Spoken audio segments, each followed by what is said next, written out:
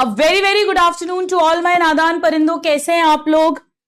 Audio video clear है बेटा? तो जल्दी से एक यस या थम्स अप दे दीजिए मुझे। Good afternoon everyone. Hello Dakshika, Samriddhi, Sanjida, Anurag, Archana, Aparijita, Yamini. अभी आ जाएगी वॉइस। कर दिया मैंने start mic. Audio video clear है? जल्दी से एक यस या थम्स अप दे दो। क्या बात है, आज प्लांट ग्रोथ एंड डेवलपमेंट के सेकंड लेक्चर पर अपन आ गए हैं। बहुत ही इंपॉर्टेंट लेक्चर होने वाला है, बहुत ही प्यारा लेक्चर होने वाला है और कॉमनली क्वेश्चंस आते हैं यहां से। चलिए क्या बात है। तो आइए स्टूडेंट, इसी बात पर सबके चेहरे पे स्माइल आ जानी चाहिए, सबकी आंखों में चमक, दिल में फुल पॉजिटिविटी। आज बहुत प्यारी क्लास होगी। आशीर्वाद लेते हैं अपनी बायोलॉजी माता का, बायोलॉजी मैया का। बोलो बायोलॉजी मैया की जय। धूम मचा देंगे, खुशी खुशी पढ़ना है। ठीक है, क्लास लास्ट तक अटेंड करना, क्योंकि आज लास्ट में मैं कुछ बहुत इंपॉर्टेंट बातें, स्ट्रैटेजी आपको बताने वाली हूं जो आपको बहुत हेल्प करेगा नीट की प्रिपरेशन में। तो लास्ट क्लास के अंदर हमने प्लांट, बहुत सारे पहले फोटोसिंथेसिस के क्वेश्चंस करे थे, प्लांट ग्रोथ की बात करी थी, primary growth, secondary growth, elongation zone, meristematic zone, maturation zone. फिर हमने ग्रोथ के टाइप्स पढ़े थे, arithmetic growth, geometric growth, linear curve, sigmoid curve. फिर हमने ग्रोथ रेट्स की बात की थी, absolute growth rate, relative growth rate. कितने स्टूडेंट्स ने यहां तक अच्छे से पढ़ लिया, सब कुछ समझ में आ गया, एनसीईआरटी रीड कर ली, जरा मुझे बता दो। आज हम और भी टॉपिक्स पढ़ेंगे जिनके बारे में अभी हम ऑफ कोर्स बात कर लेंगे। पढ़ा यहां तक सबने? चल, अब बहुत ध्यान से सुनिएगा। मैं पहले आपको फोटोसिंथेसिस के 2024 में 3 क्वेश्चंस आए थे वो करवा देती हूं। बाकी फोटोसिंथेसिस के 2023 तक के सारे क्वेश्चंस आपके पीवाईक्यू लेक्चर के अंदर हैं, जो मैं ऑलरेडी अपलोड करा चुकी हूं, बट हम संडे को करेंगे। ठीक है, तो आ जाओ मेरे प्यारे प्यारे नादान परिंदों। ये रहा नीट 2024 का फोटोसिंथेसिस का फर्स्ट क्वेश्चन। फोटोसिंथेसिस के 3 क्वेश्चंस आए थे नीट 2024 में, ये रहा उसका फर्स्ट क्वेश्चन। करिए ट्राई। मैं पूरा टाइम दे रही हूं, नीट 2024 के 3 क्वेश्चंस करा रही हूं। 2023 तक के सारे पीवाईक्यूज आपके पीवाईक्यू लेक्चर में है। Which of the following are required for dark reaction of photosynthesis? Dark reaction में क्या क्या चाहिए बेटा? डार्क रिएक्शन के लिए डायरेक्टली लाइट नहीं चाहिए, क्लोरोफिल भी नहीं चाहिए, क्योंकि लाइट क्लोरोफिल ट्रैप करेगा, वो लाइट रिएक्शन का पार्ट है। CO2 तो बिल्कुल चाहिए, क्योंकि CO2 से ही तो हम खाना बनाएंगे। रुबिस्को एंजाइम हेल्प करेगा, कैल्विन साइकिल चलेगी। ATP और NADPH2 तो चाहिए। ATP रिडक्शन और रीजनरेशन स्टेप में टोटल 3 ATP यूज हुई थी, टोटल 2 NADPH2 यूज हुए थे रिडक्शन स्टेप में फॉर 1 CO2 फिक्सेशन। यानी हमें C, D and E is the best choice. C, D and E is the best choice. Chat box में काफी स्टूडेंट्स ने A आंसर करा है, आओ देखें। 35% ने A आंसर करा है। वैदिक, राजवीर, दिव्यज्योति, राजशाही, डियर आदित्य, अंशिका, सचिन, अमोन, अरमान, ज्यादातर स्टूडेंट्स ने ये करा है। बेटा CO2 कैसे भूल सकते हो? इन्होंने ये थोड़ी ना बोला है which of the products of light reaction are required for dark reaction. इन्होंने इतनी सी बात पूछी कि what is required for dark reaction. तो बेटा अगर CO2 नहीं होगा तो फिक्स किसको करोगे? CO2 ही तो कैल्विन साइकिल में एंटर करेगी, या C4 जो भी पेड़ है उसके लिए तो आप ATP NADPH2 यूज करोगे, तभी तो ग्लूकोज बनाओगे। जितने लोगों ने गलत करा था, क्या उनको ये क्वेश्चन समझ में आ गया? जल्दी से मुझे एक प्यारा सा दिल दिल दिल दिल दिल दिल दिल दिल दिल दे दो अपना। सबको समझ में आ गया? नेक्स्ट क्वेश्चन पे आ जाऊं मैं। चलो, ये रहा हमारा नेक्स्ट क्वेश्चन नीट 2024 का। देखो कितने डायरेक्ट क्वेश्चंस आते हैं बेटा, बहुत इजी क्वेश्चंस आते हैं। हाँ, ये सिली मिस्टेक हो गई, लेकिन ये नहीं होनी चाहिए। थोड़ा सा कोसो खुद को, अरे यार क्यों नहीं समझ पाया मैं। एक बार तो अपने कॉन्शियस माइंड को अपन कमांड दे कि दोबारा ये गलती नहीं होनी चाहिए। चलिए करिए ट्राई, बहुत ज्यादा इजी क्वेश्चन है और ये सेम क्वेश्चन मैंने क्लास में करवाया है, इस साल भी, पिछले साल भी करवाया था। एज इट इज जो पढ़ाया वही आया, direct hit from the lecture. और मेरे नहीं, हर टीचर ने ये क्वेश्चन जरूर करवाया होगा जो भी बॉटनी पढ़ा रहे हैं। How many molecules of ATP and NADPH2 are required for every molecule of CO2 fix in the Calvin cycle? 3 ATP लगती है और 2 NADPH2 लगता है। 3 ATP लगती है और 2 NADPH2 लगता है। 3 ATP एंड 2 NADPH2, यानी इसका आंसर 2 हो जाएगा। 80% ने बिल्कुल सही दिया है, बहुत बढ़िया। शुभम, डियर, कंगना, राजशाही, प्रीतम, इरफान, निवेज, Upmanyu, very good, very good. और ये रहा third question from NEET 2024। 3 question आए थे बेटा, 3 क्वेश्चन बहुत बड़ा नंबर होता है। करो ट्राई, स्टेटमेंट वाइज क्वेश्चन है। कम ऑन एवरीबडी, करिए ट्राई।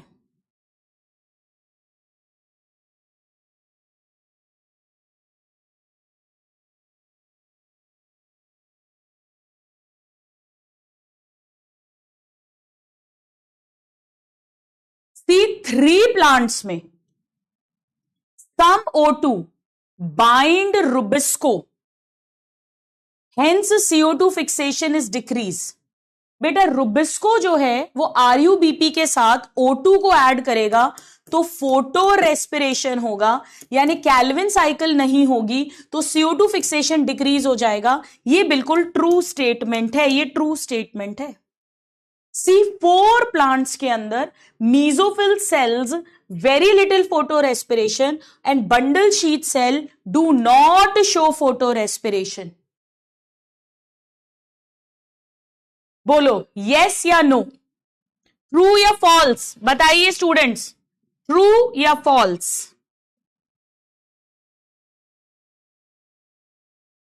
बताइए स्टूडेंट्स।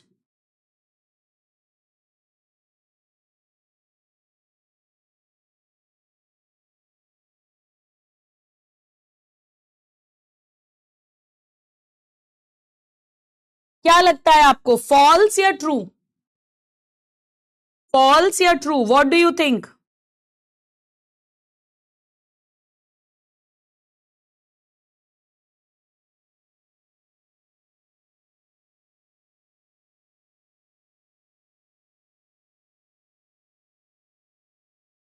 फॉल्स या करेक्ट, क्या लगाएं? बेटा फॉल्स, यहां पर भी फोटो रेस्पिरेशन नहीं होगा। बेटा यहां पे तो रुबिस्को ही नहीं होता, यहां पे तो रुबिस्को ही नहीं होता। और जब रुबिस्को ही नहीं होता, भले ही O2 मोर देन CO2 हो, बट यहां पर रुबिस्को ही नहीं है, तो फोटो रेस्पिरेशन होने का सवाल ही नहीं उठता है, यानी कि this is false. So first statement is true and second statement is false. 38% ने केवल सही दिया है। प्रांजल, शाइस्ता, उपमन्यु, राजवीर, साक्षी, इरफान, बिल्कुल क्लियर हो गया सबको? डन है। चलिए अब आइए स्टूडेंट्स, हम आज की क्लास आगे बढ़ाते हैं। तो ये 3 क्वेश्चंस मुझे आपको करवाने थे। चल, हमने लास्ट क्लास में arithmetic growth, geometric growth, absolute growth और रिलेटिव ग्रोथ पढ़ी थी। अब आ जाओ हम बात करते हैं conditions for growth. Please heading लिखिए, कंडीशंस फॉर ग्रोथ। ग्रोथ के लिए क्या क्या होना चाहिए, क्या फैक्टर्स, क्या कंडीशंस होनी चाहिए। स्टूडेंट्स बहुत इजी टॉपिक है, बहुत इजी। देखो हम जब ग्रो कर रहे थे हमें क्या क्या चाहिए था, बताओ हमें क्या क्या चाहिए था? अगर मैं आपसे पूछूं तो आप क्या कहोगे? अभी लिखना मत। मैम पानी चाहिए। बेटा पानी होगा तभी तो वैक्यूल में पानी घुसेगा, सेल एनलार्ज होगा। प्लस पानी और क्यों चाहिए? क्योंकि पानी के अंदर सारी एंजाइम एक्टिविटी होती है, एंजाइम्स को वाटर चाहिए। वाटर रिमूव होता है तो बॉन्ड फॉर्म होता है, वाटर ऐड होता है तो बॉन्ड ब्रेक होता है, कैटाबॉलिज्म, एनाबॉलिज्म। तभी तो हमारी 70 से 90% बॉडी वाटर की बनी हुई है। अच्छा और क्या चाहिए? तो आप बोलोगे मैम ऑक्सीजन चाहिए, क्योंकि ऑक्सीजन होगी तभी एरोबिक रेस्पिरेशन होगा, ग्लूकोज का एरोबिक ब्रेकडाउन होगा, ढेर सारी एटीपी रिलीज होगी जिससे हम काम करेंगे। और क्या चाहिए?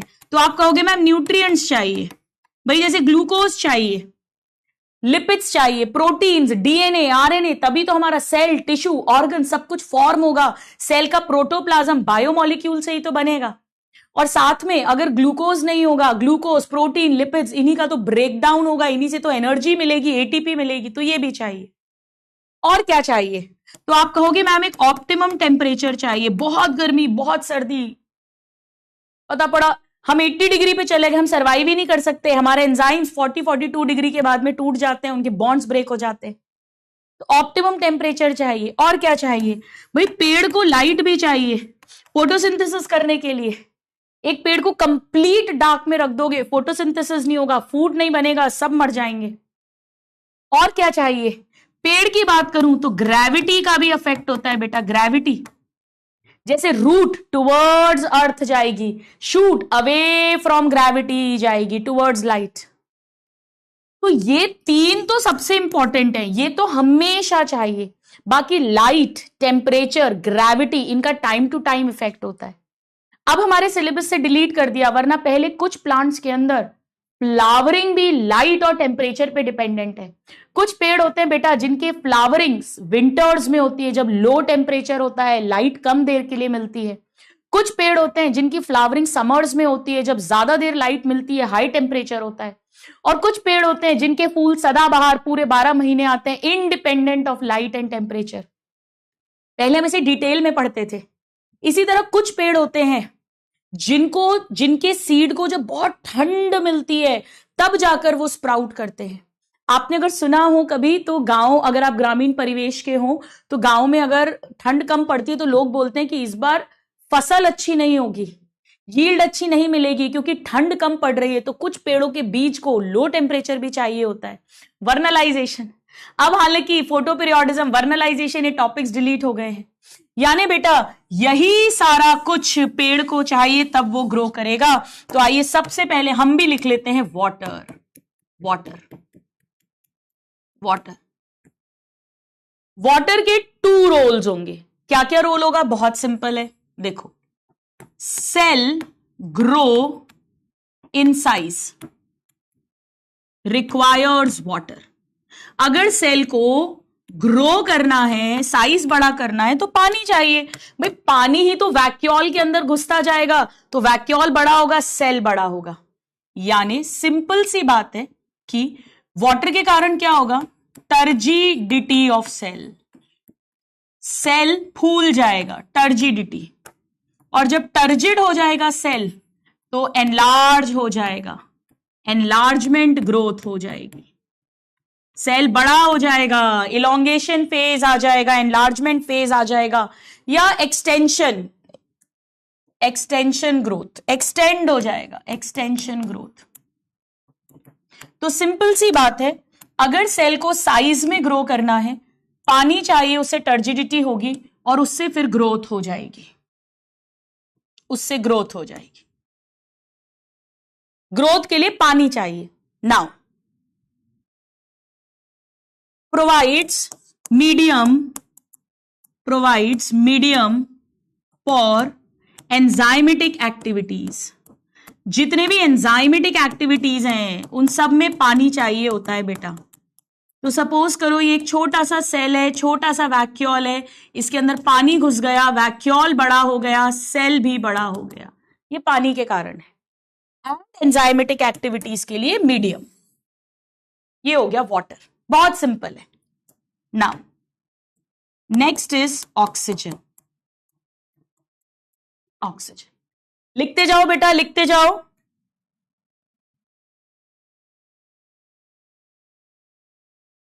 नाउ ऑक्सीजन क्यों चाहिए?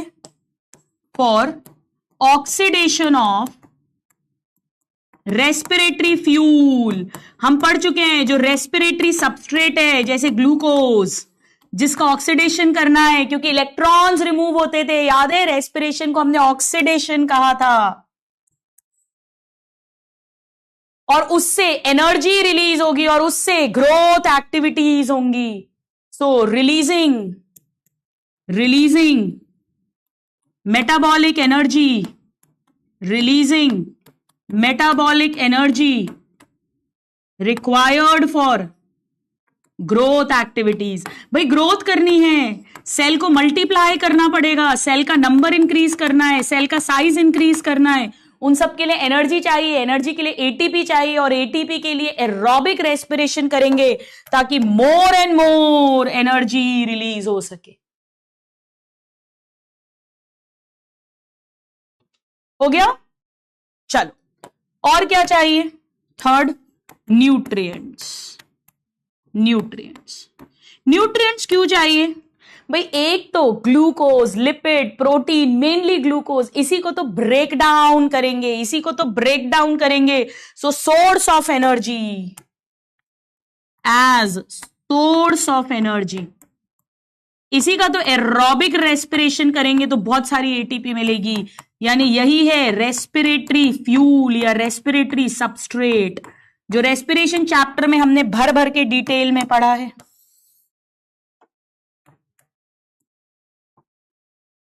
और दूसरा, सेल के अंदर जितने भी ऑर्गेनेल्स बनने हैं, प्लाज्मा मेम्ब्रेन बननी है, न्यूक्लियस, डीएनए, आरएनए, ये सब जो प्रोटोप्लाज्म, लिविंग मैटर बनना है, उन सब के लिए बेटा carbon, hydrogen, oxygen, nitrogen, sulphur, phosphorus, ये सब चाहिए, ये न्यूट्रिएंट्स हैं। फैट के अंदर क्या होता है? कार्बन, हाइड्रोजन, ऑक्सीजन, फैट में, कार्बोहाइड्रेट में, लिपिड में, प्रोटीन में, सब में। प्रोटीन में सल्फर भी होता है, sulphur containing amino acids. DNA, RNA में फास्फोरस भी होता है न्यूक्लियोटाइड्स के अंदर, तो फॉस्फोलिपिड्स में फास्फोरस होता है। So for synthesis of protoplasm, for synthesis of protoplasm, नए नए सेल्स तभी तो बनेंगे।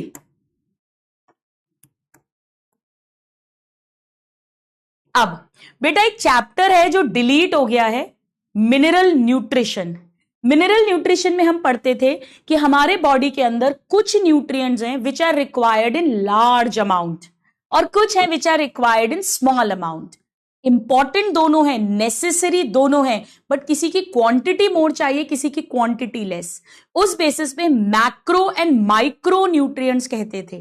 तो न्यूट्रिएंट्स जो चाहिए वो दोनों चाहिए पेड़ को, मैक्रो एंड माइक्रो न्यूट्रिएंट्स। पहले हम लोग इनके नाम, मजेदार ट्रिक्स पढ़ते थे मिनरल न्यूट्रिशन में। इंपॉर्टेंट है, ओनली मैक्रो ओनली माइक्रो लिख देंगे तो रॉन्ग हो जाएगा। Both macro and micro nutrients,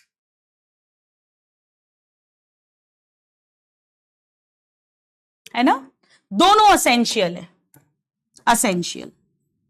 चलो, तो वाटर क्यों चाहिए, ऑक्सीजन क्यों चाहिए, न्यूट्रिएंट्स क्यों चाहिए, सबको समझ में आ गया? आ जाओ अब नेक्स्ट, लाइट। लाइट क्यों चाहिए भाई? फॉर फोटोसिंथेसिस, और कुछ पेड़ों में फॉर फ्लावरिंग ऑल्सो,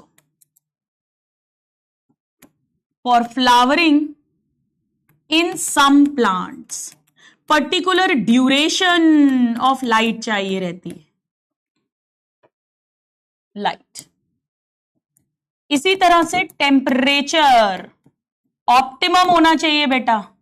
अगर टेम्परेचर गड़बड़ हुआ तो एंजाइम्स काम नहीं करेंगे। ऑप्टिमम टेम्परेचर, फोटोसिंथेसिस ही नहीं होगा, याद है सबको temperature.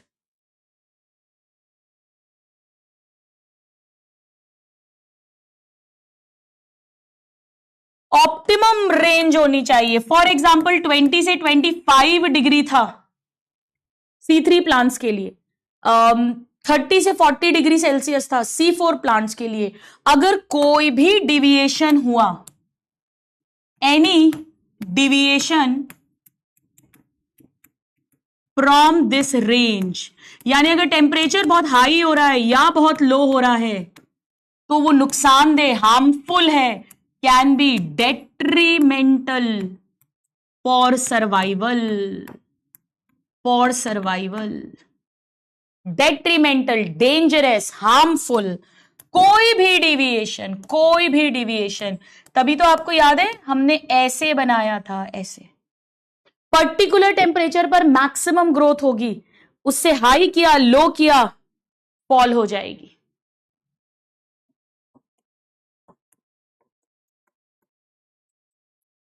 Gravity, root towards gravity जाएगी, शूट अवे फ्रॉम ग्रेविटी जाएगी, लिख लीजिए।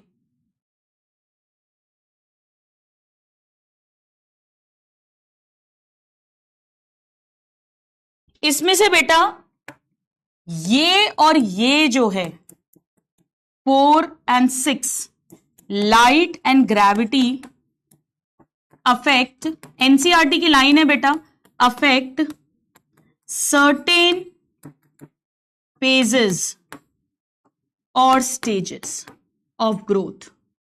लिखो एक बार, मैं एक्सप्लेन कर देती हूं।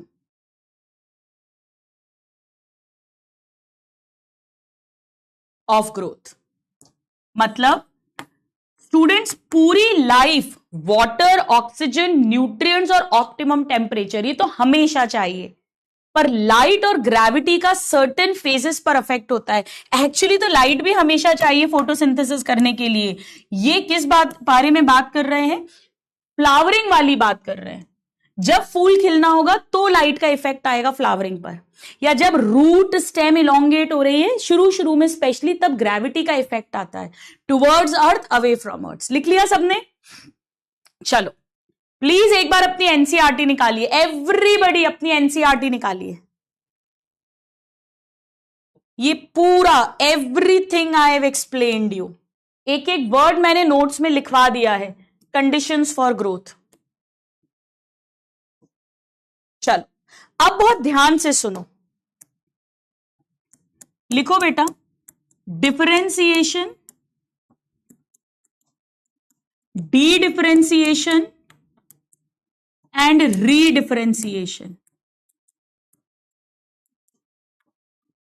स्टूडेंट्स ये मैंने बहुत ज्यादा डिटेल में पढ़ाया था आपको एनाटॉमी के अंदर, लिख लो नोट्स में, टॉट इन एनाटॉमी।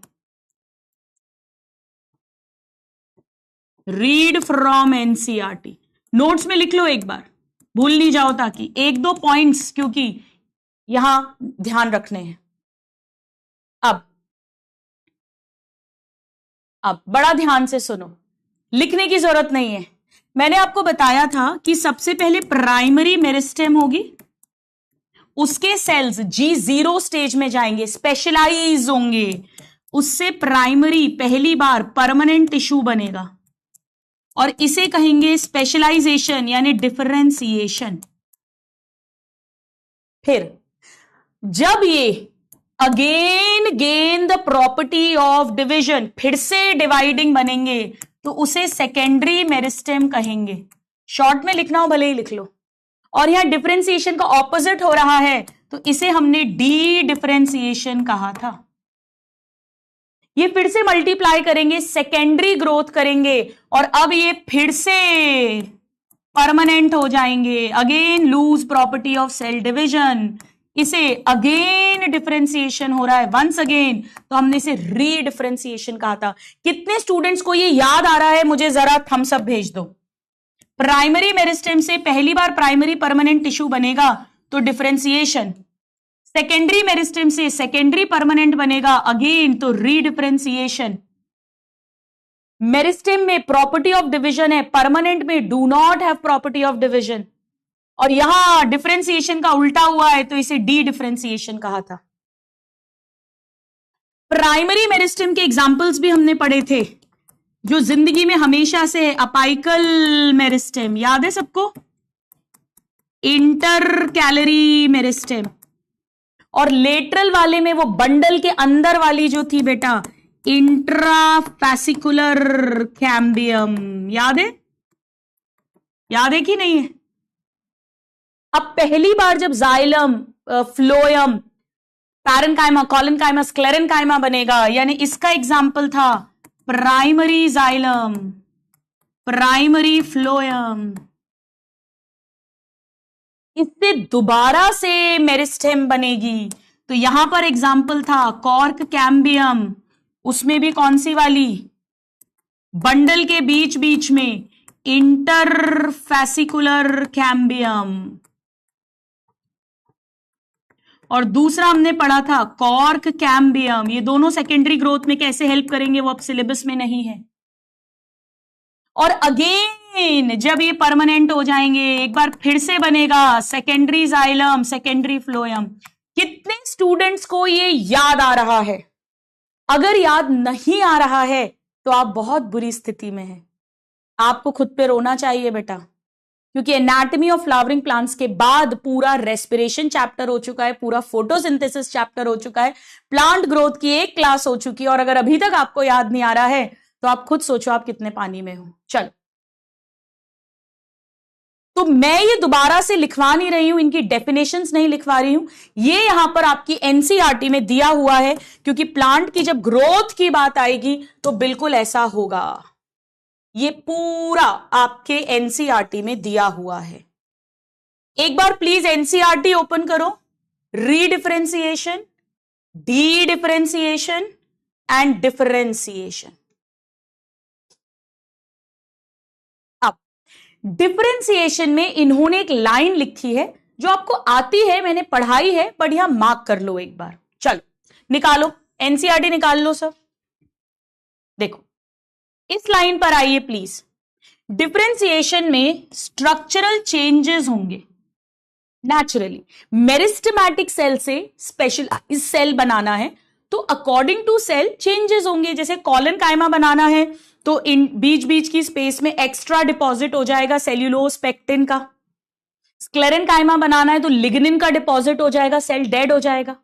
जाइलम के अंदर ट्रैक्यूरी एलिमेंट्स बनाने हैं, जाइलम वेसल्स बनानी है, लिग्निन डिपॉजिट हो जाएगा वॉल पे, डेड हो जाएगा सेल। देखो यहां यही एग्जांपल दिया है, उनकी सेल वॉल में, प्रोटोप्लाज्म में चेंजेस होंगे। जैसे अगर आपको ट्रैक्यूरी एलिमेंट बनाना है बेटा तो सेल्स जो हैं they will lose protoplasm, they will become dead, और एक बड़ी स्ट्रॉन्ग इलास्टिक लिग्निन, सेल्यूलोज तो है ही, लिग्निन की सेकेंडरी वॉल डेवलप कर लेंगे। प्राइमरी वॉल में केवल सेल्यूलोज, हेमीसेल्यूलोज, पेक्टिन होता है, पढ़ा है cell the unit of life में। लिग्निन डिपॉजिट हो गया तो सेकेंडरी वॉल बनती है, प्रोटोप्लाज्म डेड हो जाता है ताकि वो पानी लेके जा सके एक्सट्रीम टेंशन में भी दूर दूर तक।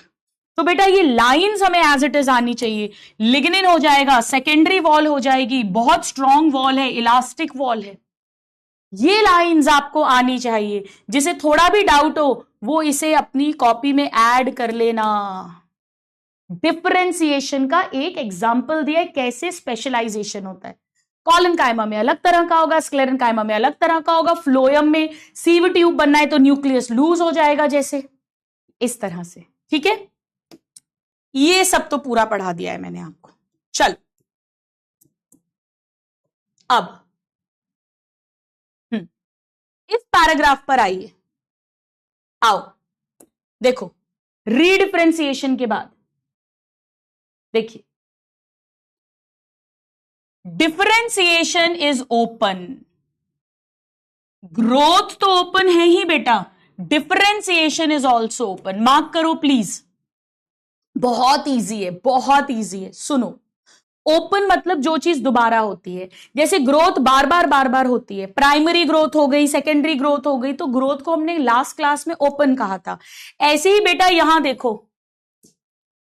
डिफरेंशिएशन 2 बार हो रहा है, डिफरेंशिएशन 2 बार हो रहा है, एक बार फर्स्ट टाइम, एक बार अगेन, यानी नोट्स में लिख लो डिफरेंशिएशन इज ऑल्सो ओपन। 2 बार हो रहा है, 2 times differentiation can happen. So differentiation is open.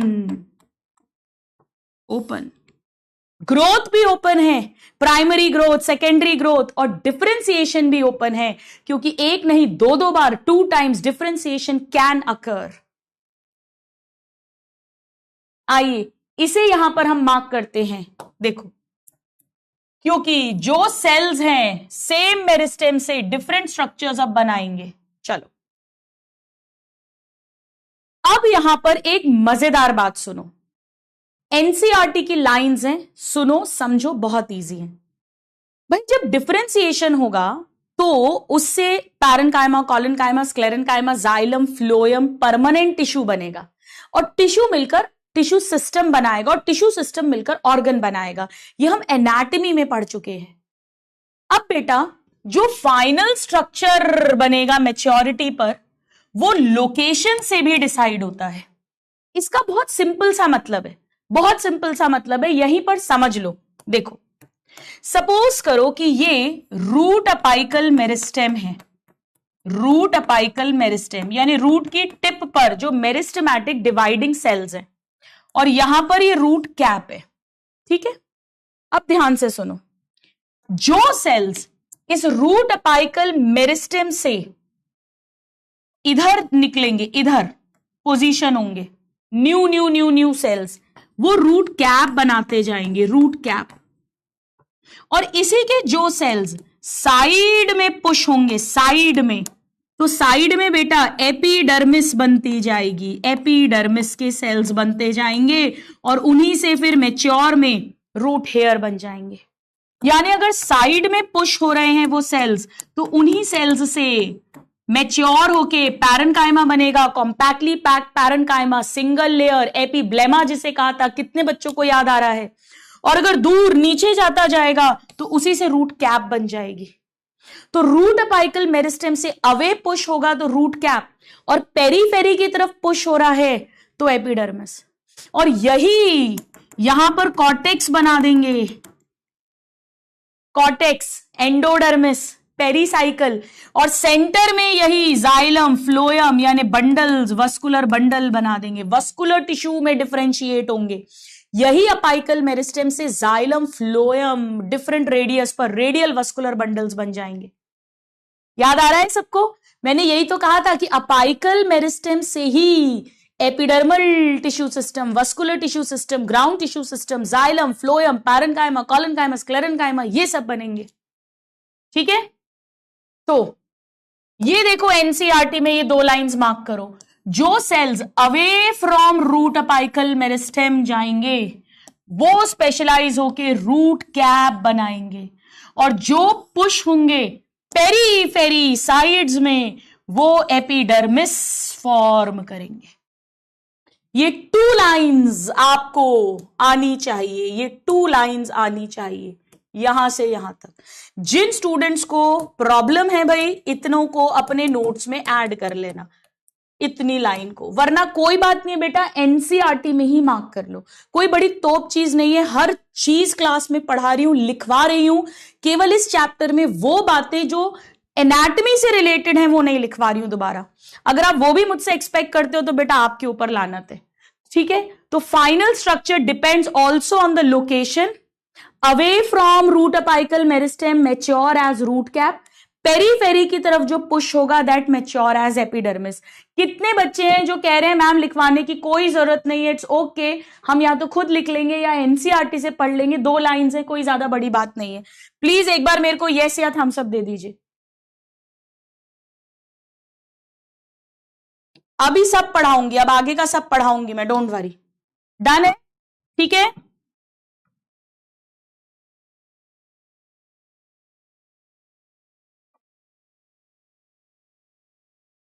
क्योंकि आप लोग में से बहुत सारे बच्चे नर्वस एकदम कर देते हैं। ठीक है ना, चलो। अब लास्ट क्लास में मैंने आपको, एनसीईआरटी ओपन करो बेटा, लास्ट क्लास में मैंने आपको डेवलपमेंट की डेफिनेशन लिखवाई थी। मैंने डेवलपमेंट क्या बताया था लास्ट क्लास में? एनसीईआरटी ओपन रखो, ग्रोथ होगी और डिफरेंशिएशन होगा। अभी तक एनसीईआरटी ने हमें ग्रोथ पढ़ा दी, primary growth, secondary growth, arithmetic growth, geometric growth, growth rates पढ़ा दिए, कंडीशंस फॉर ग्रोथ बता दी, और एनसीईआरटी ने हमें वंस अगेन रिवाइज करवा दिया डिफरेंशिएशन, डी डिफरेंशिएशन, रीडिफरेंशिएशन।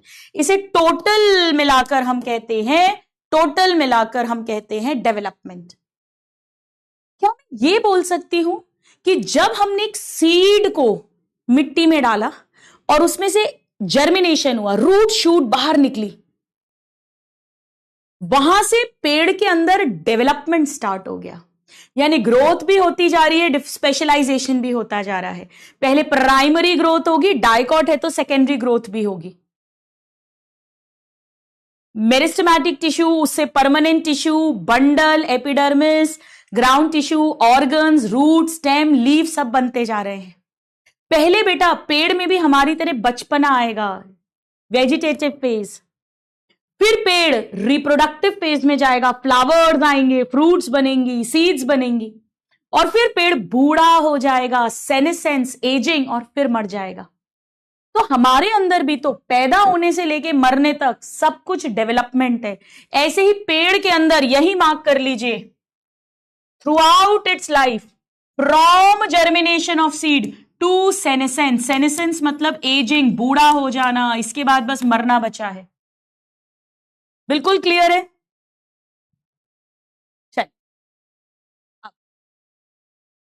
एनसीईआरटी ने एक शानदार डायग्राम दिया हुआ है, यहां देखिए। कितने स्टूडेंट्स हैं जिन्हें ये डायग्राम समझ नहीं आता है? ये प्लांट सेल के अंदर डेवलपमेंट का डायग्राम है। जरा मुझे बताओ कितने स्टूडेंट्स हैं जिन्हें डायग्राम समझ नहीं आता? एक बार मी लिख दीजिए, मी।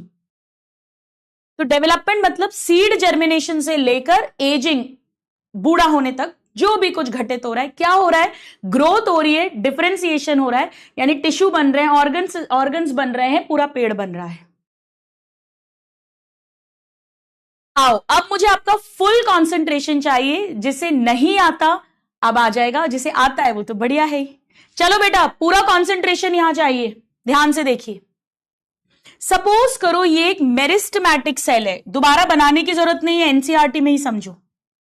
सबसे पहले इसके अंदर ग्रोथ होगी और ये मल्टीप्लाई करेगा, grow multiply, grow multiply, grow multiply, यानी मेरिस्टेमेटिक सेल है, ये डिवाइडिंग सेल है।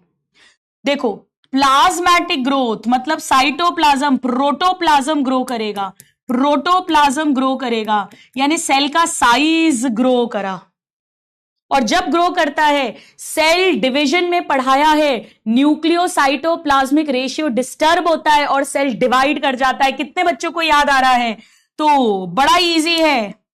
एक सेल है, सेल में ग्रोथ हुई, साइज बड़ा हुआ, न्यूक्लियोसाइटोप्लाज्मिक रेशियो डिस्टर्ब हुआ, और अब 1 सेल से 2 सेल बन गया, यानी सेल डिवाइड कर गए, सेल डिवीजन। तो ग्रोथ हुई, ग्रोथ के बाद फिर डिवीजन, फिर ग्रोथ, फिर डिवीजन। बेसिकली बेटा ये क्या है? ये G1 SG2 है, और ये क्या है? ये M फेज है, M फेज। अब हो सकता है एरिथमेटिक ग्रोथ हो और हो सकता है ज्योमेट्रिक ग्रोथ हो। अब मान लो कि एरिथमेटिक ग्रोथ हो रही है, तो अब इसमें से 2 डॉटर सेल में से एक सेल डिफरेंशिएट करेगा। तो ये सपोज एक सेल साइकिल के बाहर आ गया, डिफरेंशिएट कर रहा है, यानी G0 फेज में आ गया, G0 फेज में आ गया। तो कुछ सेल्स तो डिवाइड करते जा रहे हैं, growth division, growth division, growth division, meristematic tissue, और कुछ स्पेशलाइज हो रहे हैं, डिफरेंशिएट हो रहे हैं। जब डिफरेंशिएट होंगे तो पहले इलोंगेशन फेज आएगा, फिर मैचुरेशन फेज आएगा। आप जानते हो, तो पहले इलोंगेशन फेज आएगा, फिर मैचुरेशन फेज आएगा। ये देखिए, डिफरेंशिएट होने के लिए पहले इलोंगेशन फेज होगा, फिर मैचुरेशन फेज होगा। यही तो होता है, मेरिस्टेमेटिक सेल से इलोंगेशन सेल होता है, फिर मैच्योर सेल होता है, यानी ये बन गया मैच्योर सेल। यहां तक समझ आया? बिल्कुल मेटाबॉलिकली एक्टिव है, G0 में वेरी एक्टिव है। जो स्पेशलाइजेशन होना है वो हो जाएगा। डेड होना है तो लिग्निन की सेकेंडरी वॉल बन जाएगी, प्रोटोप्लाज्म लूज हो जाएगा। फ्लोएम का सीव ट्यूब बनना है तो न्यूक्लियस डिसअपियर हो जाएगा। कॉलन कायमा बनना है, स्टेम की हाइपोडर्मिस बननी है तो एक्स्ट्रा सेल्यूलोज, पेक्टिन की डिपॉजिट्स हो जाएंगे, ऐसे। अब ये मैच्योर सेल धीरे धीरे करके बूढ़ा होगा, सेनेसेंस, बूढ़ा, और बूढ़ा होके एक दिन ये सेल मर जाएगा, मर जाएगा। अच्छे से समझ में आया? एक meristematic cell growth division, growth division, growth division कर रहा है, ये मेरिस्टेमेटिक जोन के सेल्स हैं, और इनमें से कुछ सेल्स इलोंगेशन, मैचुरेशन यानी डिफरेंशिएशन में चले गए और बन गए फाइनली मैच्योर सेल। और मैच्योर सेल एक दिन बूढ़ा हो गया, सेनेसेंस हो गया, और अल्टीमेटली डेथ हो गई। यही तो डेवलपमेंट है, growth plus differentiation. This is how development takes place. ठीक है, आ गया? समझ में आ गया? चलो अब आओ, मजेदार, अपनी एनसीईआरटी बंद कर दीजिए और अपने नोट्स ओपन करो। अब हम एक नया टॉपिक पढ़ेंगे, नया टॉपिक। चलो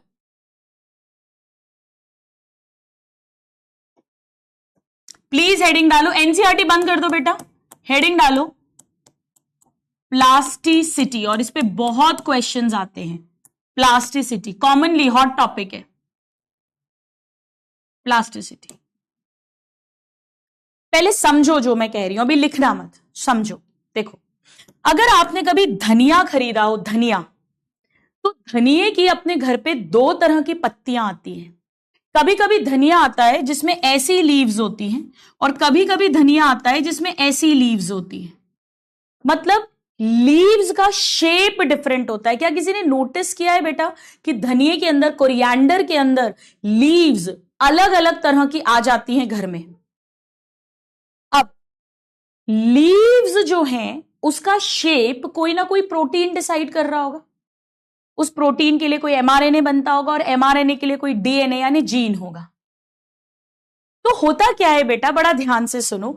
जब ये धनिये का पेड़ जुवेनाइल फेज में होता है, बचपन, अभी रिप्रोडक्शन फेज नहीं आया, अभी फूल नहीं आए, फ्लावर नहीं आए, बच्चा है, तब इसके अंदर shape of the leaf different बन रहा है।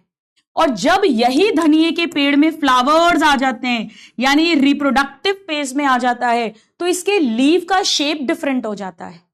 Different protein, different gene active हो जाता होगा। यानी सेम कोरिएंडर का प्लांट है, but according to the phase of life, according to the phase of life, वो different different shape of the leaves बना रहा है।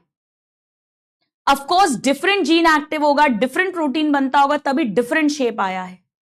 इसी तरीके से एक पेड़ होता है बेटा, रैननकुलस, या जिसे बटर कप कहते हैं, बटर कप। ये पेड़ के अंदर क्या होता है, इसका कुछ पार्ट पानी में है, इनसाइड वाटर, और कुछ पार्ट एयर में होता है, एयर में। अब इस पेड़ के अंदर जो बाहर लीव्स हैं वो नॉर्मल लीव्स बनती हैं, ऐसी बड़ी बड़ी लीव्स, ताकि उसमें फोटोसिंथेसिस हो, उसमें स्टोमेटा हो, तो water in the form of water vapour lose हो, ट्रांसपिरेशन हो, नॉर्मल पत्तियां। पर बेटा पानी के अंदर अगर ऐसी पत्तियां बनाएंगे तो वो टूट जाएंगी, क्योंकि वाटर का करंट बहुत तेज है। तो अंदर की तरफ जो लीव्स होती हैं, इसमें ऐसी पतली पतली लीव्स होती हैं, ऐसी डिसेक्टेड लीव्स होती है, ताकि वाटर आराम से पास हो जाए, ये कट ना हो। अब बड़ा ध्यान से समझो, यहां पर जब पेड़ जुवेनाइल है, डिफरेंट शेप ऑफ लीफ है, और जब पेड़ रिप्रोडक्टिव फेज में है, मैच्योर है, तो डिफरेंट शेप ऑफ लीफ है। यहां पर एट अ सेम टाइम, एक ही वक्त में, एयर वाली लीव्स डिफरेंट शेप की है, वाटर वाली लीव डिफरेंट शेप की है। तो यहां पर डिफरेंट शेप बन रहा है according two phase of the life, और यहां पर डिफरेंट शेप बन रहा है अकॉर्डिंग टू एनवायरमेंट। एयर के अंदर वाली लीफ है या वाटर के अंदर वाली लीफ है। ऑफ कोर्स दोनों टाइप की लीव्स के लिए डिफरेंट जीन्स होंगे, डिफरेंट प्रोटीन्स बन रहे होंगे। डिफरेंट लीव के लिए फाइलो वर्ड यूज करते हैं। डिफरेंट मतलब हेटेरो, यानी ये दोनों हेटेरोफाइली के एग्जाम्पल हैं बेटा। हेटेरो, डिफरेंट टाइप की लीव्स। याद है फाइलोटैक्सी पढ़ा था, arrangement of leaves on stem और ब्रांच। लीव के लिए फाइलो वर्ड यूज करते हैं। तो यहां पे भी टू शेप ऑफ लीव्स हैं, यहां पे भी टू शेप ऑफ लीव्स हैं। यहां पर एनवायरमेंट के अकॉर्डिंग टू शेप्स हैं, एयर या water, at the same plant, in the same plant, at the same time. पर यहां पर एक ही पेड़ में जुवेनाइल फेज में ऐसी लीफ है और रिप्रोडक्टिव फेज में ऐसी लीफ है। बेटा इसे एक्सटर्नल या एनवायरमेंटल हेट्रोफाइली कहते हैं। ये एनवायरमेंट पर बेस्ड है, एक्सटर्नल फैक्टर पर बेस्ड है, पानी या हवा। इसे इंटरनल हेट्रोफाइली बोलते हैं। इंटरनल, पेड़ के अंदर कौन सा फेज चल रहा है। और ये जो प्लांट की प्रॉपर्टी है कि वो डिफरेंट फेज ऑफ लाइफ में या डिफरेंट एनवायरमेंट में डिफरेंटली रिस्पॉन्स करता है, उस काबिलियत को, उस एबिलिटी को प्लास्टिसिटी कहते हैं। What is plasticity? प्लास्टिसिटी पेड़ की काबिलियत है, एबिलिटी है to respond differently to different phases of life और टू डिफरेंट एनवायरमेंट। अभी एक स्टूडेंट ने लिखा कि मैम पेड़ को कैसे पता चलता है, वही तो बात कर रहे हैं। पेड़ के अंदर काबिलियत है, प्लास्टिसिटी है। पेड़ पता लगा लेता है कि कौन सा फेज है और उसी के अकॉर्डिंग जीन्स एक्टिव होके वैसी लीव्स बनाएंगे। पेड़ पता लगा लेगा कि ऊपर हवा है नीचे पानी है, different shape of the leaves बना देगा। इस काबिलियत को, इस एबिलिटी को हम प्लास्टिसिटी कहते हैं। बिल्कुल अच्छे से समझ में आ गया? जितने लोगों को समझ आ गया, क्योंकि प्लास्टिसिटी एक ऐसा टॉपिक है जो इजीली समझ नहीं आता है, जरा मुझे एक थम्स अप भेज दो, फिर मैं इसकी डेफिनेशन लिखवाती हूं। So, in response to phase of life or environment, अब ये बेटा जेनेटिकली डिसाइडेड है, सब कुछ जेनेटिकली डिसाइडेड है। हर पेड़ के पास प्लास्टिसिटी हो ये भी जरूरी नहीं है, इसीलिए हर पेड़ के अंदर डिफरेंट लीव्स बनना या डिफरेंट स्ट्रक्चर्स बनना ऐसा नहीं होता। So, in response to phase of life or environment, plants follow different pathways. Plant follows different pathways. मतलब जीन से mRNA से प्रोटीन, उससे फिर इफेक्ट आएगा। Different pathways to form different forms of structure. To form different forms of structures. हमारी NCERT में इसका example है, इसका एग्जाम्पल है। Different pathways to form different forms of structure, different form of structure. लिखिए,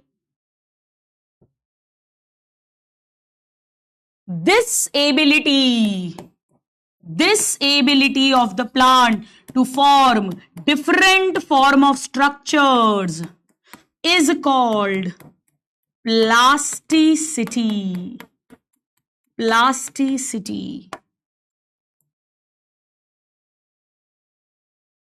Example,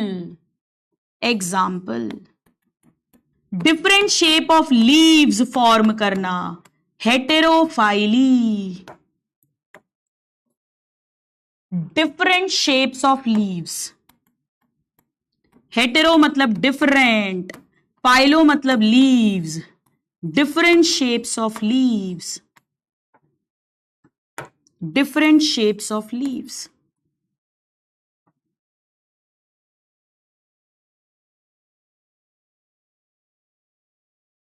जैसे internal heterophyly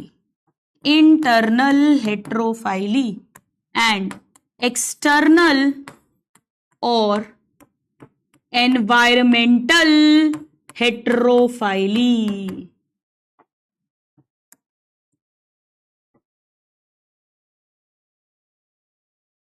लिख लीजिए।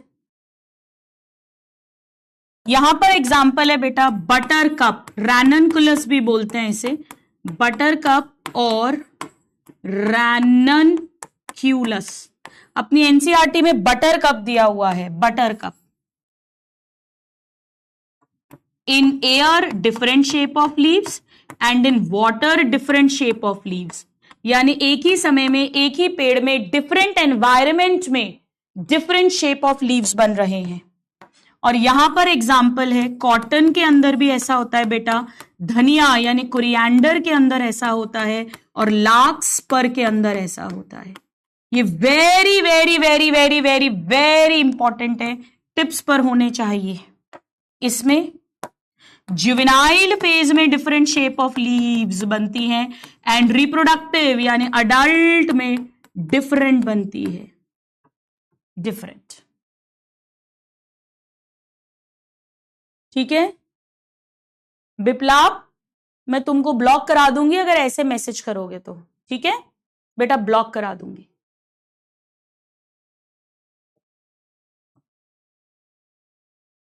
स्टूडेंट्स, ये एक एग्जाम्पल है, हो सकता है कोई पेड़ डिफरेंट टाइप के फ्लावर्स बनाता हो, डिफरेंट सीजन में डिफरेंट कलर के फ्लावर बनते हो सकता है, या डिफरेंट पेटल के शेप्स बनते हो, ऐसा भी हो सकता है। तो डिफरेंट लीव्स बनना एक एग्जाम्पल है प्लास्टिसिटी का। ठीक है, हाँ जुवेनाइल मतलब चाइल्डहुड, बिल्कुल जैसे हमारे अंदर प्यूबर्टी आने के पहले, रिप्रोडक्शन के पहले, बचपन बर्थ से लेके रिप्रोडक्टिव फेज के पहले, उसके बीच में जो टाइम है उसे जुवेनाइल बोलते हैं। पेड़ों में वेजिटेटिव फेज भी कहते हैं इसे।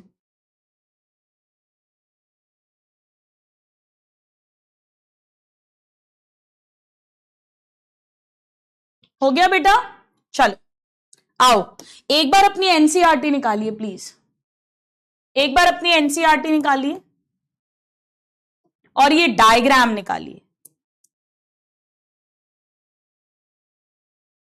देखो जुवेनाइल फेज में ऐसा शेप है, अडल्ट में शेप डिफरेंट हो गया। ये डायग्राम लार्कस्पर का दिया हुआ है, कॉटन, कोरिएंडर एंड लार्कस्पर। और यहां देखो टेरेस्ट्रियल यानी हवा में ऐसा है और पानी के अंदर ऐसी पतली पतली डिसेक्टेड लीव्स हैं। ये बटर कप का एग्जाम्पल है। तो आपको अच्छे से आना चाहिए cotton, coriander, larkspur and buttercup. चल अब प्लीज एक बार अपनी एनसीईआरटी ओपन रखो बेटा, एनसीईआरटी ओपन रखो। ये मैंने बता दिया है सारा, प्लास्टिसिटी, ये डायग्राम हो गया है। आ जाओ नेक्स्ट पैराग्राफ पर। ये पूरा पैराग्राफ मैं आपको ऑलरेडी कल बता चुकी हूं। देखो डेवलपमेंट क्या है, sum of growth and differentiation, ये बात हम कल लिख चुके हैं, we have already written. Development जो है यानी ग्रोथ एंड डिफरेंशिएशन, इसमें एक्सट्रिंसिक और इंट्रिंसिक फैक्टर्स कंट्रोल करते हैं, लास्ट क्लास में बता चुकी हूं। नाउ एक्सट्रिंसिक फैक्टर्स में क्या आता है? एक्सट्रिंसिक में बेटा फोटोसिंथेसिस में बताया था, लाइट, टेम्परेचर, जो भी कंडीशंस फॉर ग्रोथ हैं अभी जो पढ़ाया, light, temperature, water, oxygen, nutrition, जो भी पेड़ को बाहर से मिलेगा। और इंटरनल में क्या होगा? फोटोसिंथेसिस में बताया था सेल के अंदर जेनेटिक्स कैसी है और सेल्स के बीच बीच में यानी हार्मोन्स, रेगुलेटर्स। ये पूरा फोटोसिंथेसिस में पढ़ाया था। कितने स्टूडेंट्स को याद आ रहा है? चलो आओ एक बार आपके नोट्स में भी ये बात अपन लिख लेते हैं। लिखिए प्लीज, नोट्स में लिखो बेटा, डेवलपमेंट इज कंट्रोल्ड बाय, लिख लो, development is controlled by external factors. वो सारे फैक्टर्स जो हमें ग्रोथ के लिए चाहिए थे, हमने लिखा था सबसे पहले वाटर, फिर ऑक्सीजन, फिर न्यूट्रिएंट्स, फिर लाइट, टेम्परेचर। लिखने को तो ग्रेविटी भी लिख सकते हैं, पर यहां नहीं लिखा तो मैं नहीं लिख रही हूं, बिल्कुल ईजी है। लिख लो बेटा, लिख लो। और दूसरे हैं इंटरनल फैक्टर्स। इंटरनल फैक्टर्स को हमने दो में डिवाइड किया था। सेल के अंदर उसका जीन्स, जेनेटिक्स कैसे हैं, जेनेटिक। और दो सेल के बीच बीच में हमारे में भी हार्मोन्स जाते हैं, inter cellular chemicals, inter cellular chemicals. और इसके अंदर आएंगे बेटा प्लांट ग्रोथ हार्मोन्स, जिन्हें हम कहते हैं प्लांट ग्रोथ रेगुलेटर्स। अब हमें इन्हें ही डिटेल में पढ़ना है। लिख लो एक बार।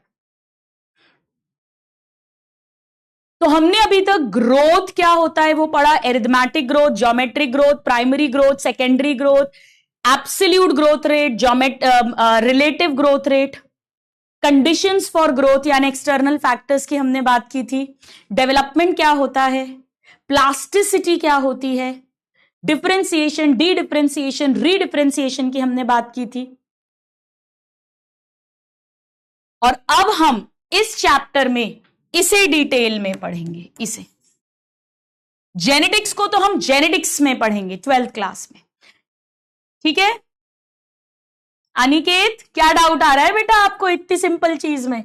आ जाओ, हेडिंग लिखिए please, plant growth regulators, plant growth regulators.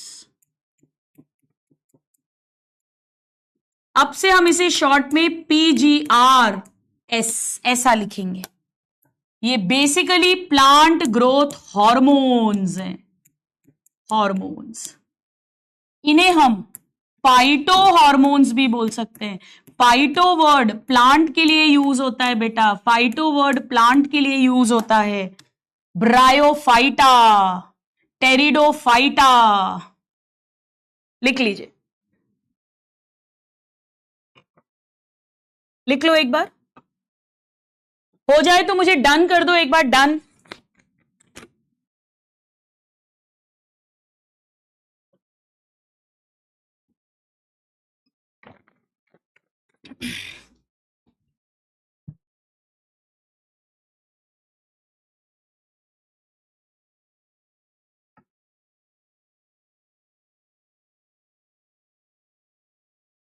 हो गया बेटा, चलो।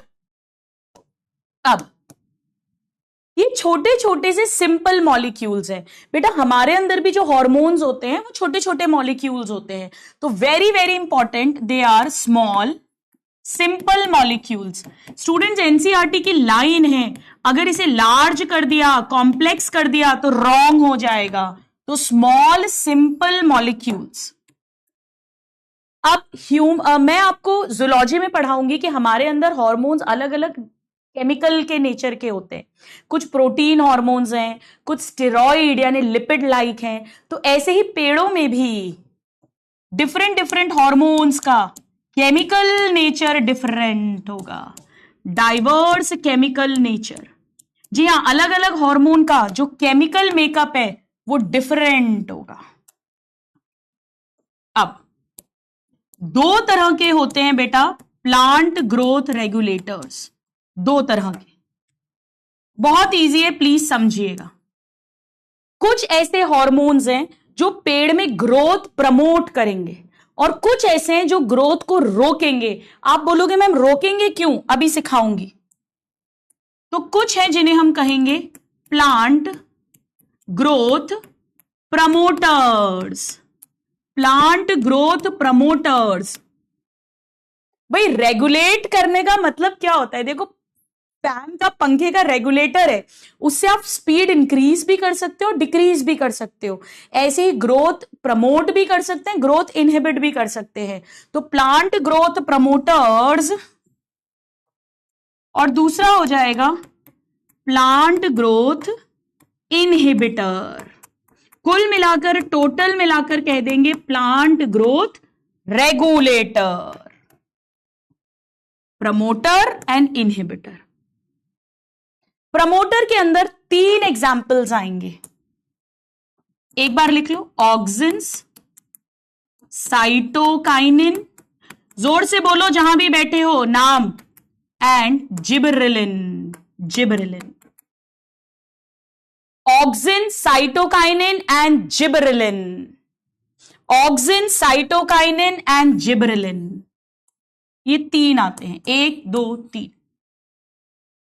ये हमेशा ग्रोथ को इंक्रीज करेंगे। और यहां पर एक नाम आएगा एब्सिसिक एसिड, एब्सिसिक एसिड। ये इनहिबिट करेगा। पर होते टोटल 5 है। 3 टोटली प्रमोटर है, 1 टोटली इनहिबिटर है, और जो नंबर 5 है उसे बोलते हैं बेटा, मैं यहां लिख रही हूं, ethylene hormone, gas. Ethylene gas होती है ना, इथिलीन हार्मोन। स्टूडेंट्स, मैं आगे जैसे जैसे ये चैप्टर पढ़ाऊंगी मैं आपको प्रूव करूंगी कि ये तीनों ग्रोथ इंक्रीज करते हैं, ये ग्रोथ डिक्रीज करता है, ये दोनों तरह की एक्टिविटीज करता है। So it could fit into either category. It could fit into either category. जी हाँ, इसके कुछ फंक्शंस प्रमोटरी हैं और कुछ फंक्शंस इनहिबिटरी हैं। Fit into either category. But हाँ, अगर कोई पूछे कि आप एक ही बताओ, तो बेटा मेनली ये इनहिबिटर है, मेनली इनहिबिटर है। एक एक वर्ड इंपॉर्टेंट है, बट लार्जली इनहिबिटर। मैं फिर से सिखाती हूं, बड़ा ध्यान से सुनो। मैंने कहा कि प्लांट के जो हॉर्मोन्स हैं, छोटे छोटे स्मॉल सिंपल मॉलिक्यूल्स हैं, डिफरेंट डिफरेंट केमिकल नेचर के, कुछ प्रमोट करेंगे ग्रोथ को, कुछ इनहिबिट करेंगे, और ethylene can fit into either category. दोनों तरह की एक्टिविटीज होंगी जो मैं आगे अपकमिंग लेक्चर्स में प्रूव करूंगी, बट हाँ मेनली इनहिबिटर है। अब सवाल उठता है कि ग्रोथ प्रमोशन का क्या मतलब है। बेटा बड़ा ध्यान से सुनो, ये चीजें रटनी नहीं है। ग्रोथ प्रमोशन का क्या मतलब है? तो आप कहोगे मैम कोई भी हार्मोन अगर सेल का साइज इंक्रीज कर दे, सेल का साइज यानी वो ग्रोथ प्रमोट कर रहा है, तो cell enlargement, it is a promotory activity. अगर कोई हार्मोन सेल में डिवीजन करवा दे, सेल का नंबर इंक्रीज करवा दे, तो भी ग्रोथ प्रमोट हो जाएगी, सेल डिवीजन। अगर कोई भी हार्मोन रूट, स्टेम, लीव्स की ग्रोथ करा दे, इसे बेटा ट्रॉपिक ग्रोथ कहते हैं। Tropic growth, tropic growth, root, stem, leaves की ग्रोथ करवा दे, लीव्स के अलग अलग पैटर्न्स हो जाएं, स्टेम के अलग अलग पैटर्न्स हो जाएं, यानी पैटर्न फॉर्मेशन। बेटा एनसीईआरटी की एक एक वर्ड है। रूट, स्टेम, लीफ बनवाने के अलावा अगर कोई भी हार्मोन फूल खिलवा दे, ये तो पॉजिटिव बात है, फ्लावरिंग। फिर उस फ्लावर के अंदर सेक्सुअल रिप्रोडक्शन करवा दे, फ्रूट बनवा दे, फ्रूटिंग। और उस फ्रूट के अंदर सीड बनवा दे। बेटा कितना इजी है, देखो सीक्वेंस में सिखा रही हूं आपको। ग्रोथ इंक्रीज करने का क्या मतलब है? सेल का साइज इंक्रीज कर दो, सेल एनलार्जमेंट, सेल का नंबर इंक्रीज कर दो, cell division, root, stem, leaves की ग्रोथ कर दो, ट्रॉपिक ग्रोथ, डिफरेंट डिफरेंट सुंदर सुंदर पैटर्न्स बना दो, रिप्रोडक्टिव ग्रोथ यानी फूल खिलवा दो, फ्लावरिंग, फूल से फल बनवा दो यानी फ्रूटिंग, और फ्रूट के अंदर सीड बनवा दो यानी सीड फॉर्मेशन। ये सब प्रमोटरी एक्टिविटीज हैं, ये सब बेटा प्रमोटरी एक्टिविटीज हैं, प्रमोशन हो रहा है। मजे आ गए? अब इनहिबिटरी एक्टिविटी कौन सी है? इनहिबिटरी एक्टिविटी, भाई एक लीफ फुल्ली मैच्योर हो गई है, अब वो बूढ़ी हो रही है, एजिंग हो रही है। एक फ्रूट पूरा पक गया है, फुल्ली राइपन्ड है, अब मैं चाहती हूं वो और ग्रो नहीं करे, वो टूट के गिर जाए। तो fall of leaves, flowers, fruits, झड़ जाना, गिर जाना, इसे बोलते हैं बेटा एब्सिजन। एब्सिजन, यहां पर ग्रोथ रुक गई है, झड़ गई है। Fall of leaves, flowers, fruits etcetera, fruits etcetera, झड़ जाना, गिर जाना, ये प्रमोट नहीं हो रही है ग्रोथ, ये इनहिबिट हो गई है बेटा, इनहिबिट। या मान लीजिए एक पेड़ है, उसकी एक लीफ है, उसमें कोई चोट लग गई, कोई इंफेक्शन हो गया, मैं नहीं चाहती कि थोड़े दिन तक वो ग्रो करे वरना इंफेक्शन स्प्रेड हो जाएगा, तो थोड़े दिन तक मैं उसका फंक्शन रोक दूंगी ताकि उसकी हीलिंग हो सके। भाई ऐसे ही तो होता है, कहीं पे सड़क टूट गई तो वहां से ट्रैफिक डाइवर्ट कर देते हैं और तब तक जो वहां का लोकल म्युनिसिपैलिटी है वो उसे ठीक कर देता है। तो ये डॉर्मेंसी, अनफेवरेबल कंडीशन है, मैं नहीं चाहती अभी सीड जर्मिनेट करे वरना पेड़ मर जाएगा, डॉर्मेंट कर दूंगी। ये ग्रोथ को रोकना हुआ बेटा, ये ग्रोथ को रोकना हुआ, इनहिबिट करना हुआ, डॉर्मेंसी। डॉर्मेंसी, एब्सिजन, ये इनहिबिटरी एक्टिविटीज हैं बेटा, इनहिबिटरी एक्टिविटीज हैं इन रिस्पॉन्स टू वुंड और स्ट्रेस। कोई चोट लग गई है, कोई स्ट्रेस है, बहुत गर्मी है, बहुत सर्दी है, अभी हम नहीं चाहते कि और ज्यादा ग्रोथ हो, तो एब्सिसिक एसिड रिलीज होकर इनहिबिट करता है। यहां तक अगर समझ आ गया तो जल्दी से एक यस या थम्स अप दे दीजिए। स्मॉल है, सिंपल है, डिफरेंट डिफरेंट केमिकल नेचर होगा, 3 प्रमोटर है, 1 इनहिबिटर है, एक दोनों कैटेगरी में फिट हो सकता है।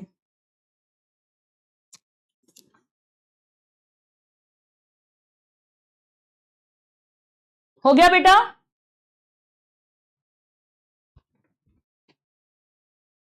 चलिए अब आ जाओ, केमिकल नेचर एक साथ लिख लेते हैं। Chemical nature of hormones, students मैं एक ट्रिक से याद कराऊंगी, इस पे डायरेक्ट क्वेश्चन आते हैं, मैच द कॉलम करके भी क्वेश्चन आ जाता है। मेरी ट्रिक ये है कि एक बहुत ही आर्टिफिशियली इंटेलिजेंट सीए है, एक चार्टर्ड अकाउंटेंट है, आर्टिफिशियली इंटेलिजेंट। वो जीटी में गया, गौरव टावर जीटी, और जीटी में उसने एसी लगवाए, और एसी के अंदर बेटा गैस होती है, गैस, एसी के अंदर गैस होती है। बस ये मेरी ट्रिक है। मैंने पहला अल्फाबेट जो लिखा है वो हार्मोन का नाम है।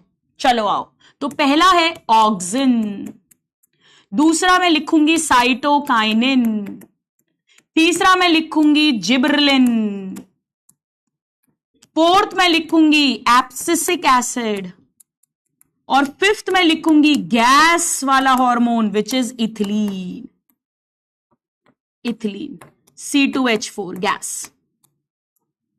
तो फर्स्ट अल्फाबेट जो है ऐसा लिख दिया मैंने, ठीक है। 1 2 3 4 5। बेटा ऑक्सिन जो है ये इंडोल के डेरिवेटिव्स हैं, ऑक्सिन जो है ये इंडोल डेरिवेटिव्स हैं। अब इंडोल क्या होता है बेटा, वो तो आप केमिस्ट्री में पढ़ोगे। इंडोल AI आर्टिफिशियली इंटेलिजेंट, यानी ऑक्सिन इंडोल डेरिवेटिव है। जैसे example indole 3 acetic acid, indole 3 acetic acid, या इंडोल 3 ब्यूटायरिक एसिड, ये सब ऑक्सिन है बेटा, ये सब ऑक्सिन्स हैं। ऑक्सिन का क्या रोल है वो हम नेक्स्ट क्लास में पढ़ेंगे। इसे शॉर्ट में IAA कहते हैं, इसे शॉर्ट में IBA कहते हैं। IAA indole 3 acetic acid, IBA indole 3 butyric acid, ये पेड़ों में केमिकल्स मिलते हैं, ये ऑक्सिन है, इनके क्या काम है वो नेक्स्ट क्लास में पढ़ेंगे। नाउ ये एडिनाइन डेरिवेटिव्स हैं, CA एडिनाइन डेरिवेटिव्स। GT मतलब ये टर्पीन डेरिवेटिव्स है, टर्पीन डेरिवेटिव्स, टर्पीन्स जो होते हैं, टर्पीन डेरिवेटिव्स। ये कैरोटीनॉइड डेरिवेटिव्स है बेटा, कैरोटीनॉइड मालूम है ना, जैसे क्लोरोफिल था, ज़ैंथोफिल थे, ऐसे ही कैरोटीनॉइड थे। फैट सॉल्यूबल प्रोटीन्स, उनसे एब्सिसिक एसिड बनता है। बेटा सबसे ज्यादा कंफ्यूजन पता है किसमें होता है, इन दो में, क्योंकि इसमें भी C और A आता है, इसमें भी A और C आता है।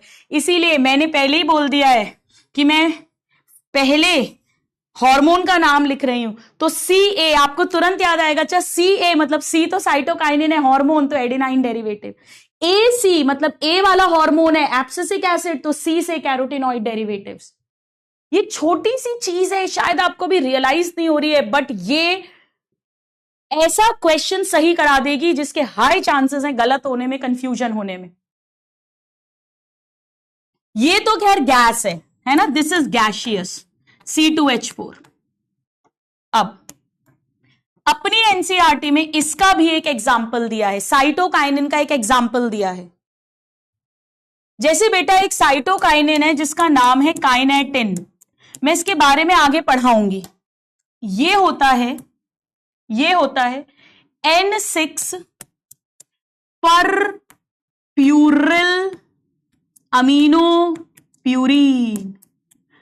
बेटा ब्रेक कर करके पढ़ने की आदत डालो, बड़ा वर्ड, परप्यूरिल अमीनो प्यूरिन। ऐसे कई सारे साइटोकाइनिन हार्मोन्स हैं बेटा, वो सब एडिनाइन वो प्यूरिन नाइट्रोजन बेस उससे बनते हैं। जैसे N6 परफ्यूरिल अमीनो प्यूरिन, ये काइनेटिन नाम का साइटोकाइनिन है। ऐसे बहुत सारे तरह के साइटोकाइनिन है, बट वो सब के अंदर एडिनाइन जरूर मिलेगा। N6 furfuryl amino purine, it's an adenine.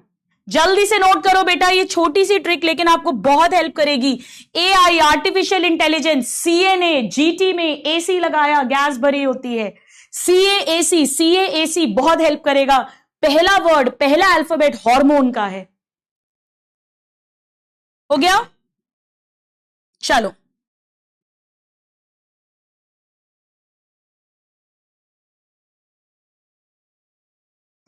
अब आइए हम पढ़ेंगे हार्मोन की डिस्कवरी। डिस्कवरी, तो सबसे पहले हम पढ़ते हैं बेटा discovery of auxin. Discovery of auxin, heading लिख लो। एक्चुअली ऑक्सिन जो है ये एक ग्रीक वर्ड से आया है, इसे लैटिन कर देंगे तो रॉन्ग हो जाएगा। ऑक्सीन जिसका मतलब ही होता है ग्रोथ।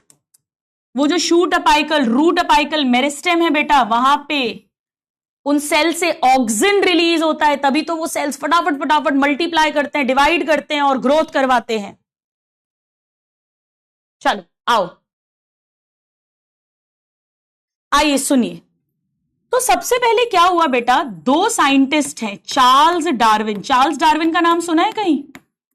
चार्ल्स डार्विन का नाम आप भर भर के सुनोगे एवोल्यूशन चैप्टर में। ये वही चार्ल्स डार्विन है इंग्लैंड के, जिन्होंने HMS बीगल जहाज शिप में गैलिपेगोस आइलैंड में जाकर theory of origin of life दिया था, डार्विनिज्म दिया था। तो चार्ल्स डार्विन और उनके बेटे, इसे बेटी कर देंगे, सन इन लॉ कर देंगे, दामाद कर देंगे, फ्रेंड कर देंगे, रॉन्ग हो जाएगा। उनके बेटे का नाम है फ्रांसिस डार्विन।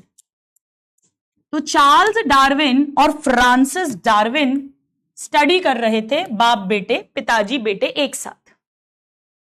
वो एक घास पे काम कर रहे थे बेटा, जिसका नाम है कैनरी ग्रास। Canary grass. अब आपको मालूम है कि ग्रास मतलब मोनोकॉट फैमिली है, मोनोकॉट। और मोनोकॉट में बेटा आप जानते हो कि जो प्लेम्यूल है उसके ऊपर कॉलियोप्टाइल होता है, याद है? कॉलियोप्टाइल।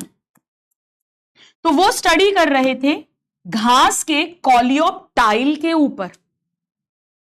वो ये देखना चाहते थे कि ये स्टेम की जो ग्रोथ होती है ये कैसे होती है। तो उन्होंने क्या किया, इतना नोट करो। उन्होंने क्या किया, जैसे सपोज करो बेटा ये वो कॉलियोप्टाइल है, ठीक है, let's say this is the coleoptile of canary grass. उन्होंने इसे एक साइड से लाइट दी, सपोज यहां से लाइट दी, वन साइड यानी यूनिलेटरल लाइट दी, यानी इल्यूमिनेशन, इल्यूमिनेट करना यानी लाइट देना। तो मान लो ये कैनरी ग्रास की कॉलियोप्टाइल है, यानी एम्ब्रियो, एम्ब्रियो के अंदर प्लेम्यूल, प्लेम्यूल के ऊपर वो प्रोटेक्टिव कवरिंग। एक साइड से लाइट दी, सपोज यहां से। तो उन्होंने देखा कि जिस तरफ से लाइट आ रही है उस तरफ ये बेंड हो गया, जिस तरफ से लाइट आ रही है उसी तरफ ये बेंड हो गई। उन्होंने क्या देखा, उसी तरफ बेंडिंग हो गई, उसी तरफ बेंडिंग हो गई, उसी तरफ बेंडिंग हो गई। जिस तरफ से लाइट आ रही है उसी तरफ बेंड हो गई। So coleoptile, coleoptile bend towards light, towards light. Right side से लाइट देंगे, राइट साइड में बेंड हो गया। लेफ्ट साइड से लाइट देंगे, लेफ्ट साइड में बेंड हो गया, यानी फोटोट्रॉपिज्म देखने को मिला। बेटा फोटो मतलब टुवर्ड्स लाइट, लाइट की तरफ ग्रोथ होना, ट्रॉपिज्म मतलब ग्रोथ होना। उन्हें समझ में नहीं आया कि ये क्या हो रहा है, पर उन्हें इतना समझ में आया कि जरूर इस कॉलियोप्टाइल की टिप से कुछ रिलीज होता होगा जिसने ग्रोथ करवा दी। बेटा सुनो बड़ा ध्यान से, क्या होता है, मुझे फुल कंसंट्रेशन चाहिए, सुनो, बातें मत करो, चैट्स ऑफ कर दूंगी नहीं तो आपकी। होता क्या है, जिस तरफ लाइट आती है, सपोज राइट साइड से लाइट दी, लेफ्ट साइड पर लाइट नहीं है, तो जो शेडेड पार्ट होता है वहां पे टिप से ऑक्सिन रिलीज होता है, शेडेड पार्ट में। तो ये पार्ट मोर ग्रो कर जाता है। ये पार्ट पे लाइट आ रही है, यहां ऑक्सिन रिलीज नहीं हो रहा, ये पार्ट शेडेड है, यहां ऑक्सिन रिलीज हो रहा है, ये पार्ट ज्यादा ग्रो करेगा, ये कम ग्रो कर रहा है, ये ज्यादा ग्रो कर रहा है, तो इस तरफ झुक जाएगा टुवर्ड्स लाइट। बेटा प्लीज ध्यान से सुनो, मैं आपकी चैट्स ऑफ कर रही हूं, बहुत ज्यादा स्पैमिंग कर रहे हो आप लोग। इस पर प्रीवियस ईयर क्वेश्चन आया है, आउट ऑफ एनसीईआरटी नहीं है, इनडायरेक्टली फ्रॉम एनसीईआरटी है। टुवर्ड्स लाइट ग्रो होती है,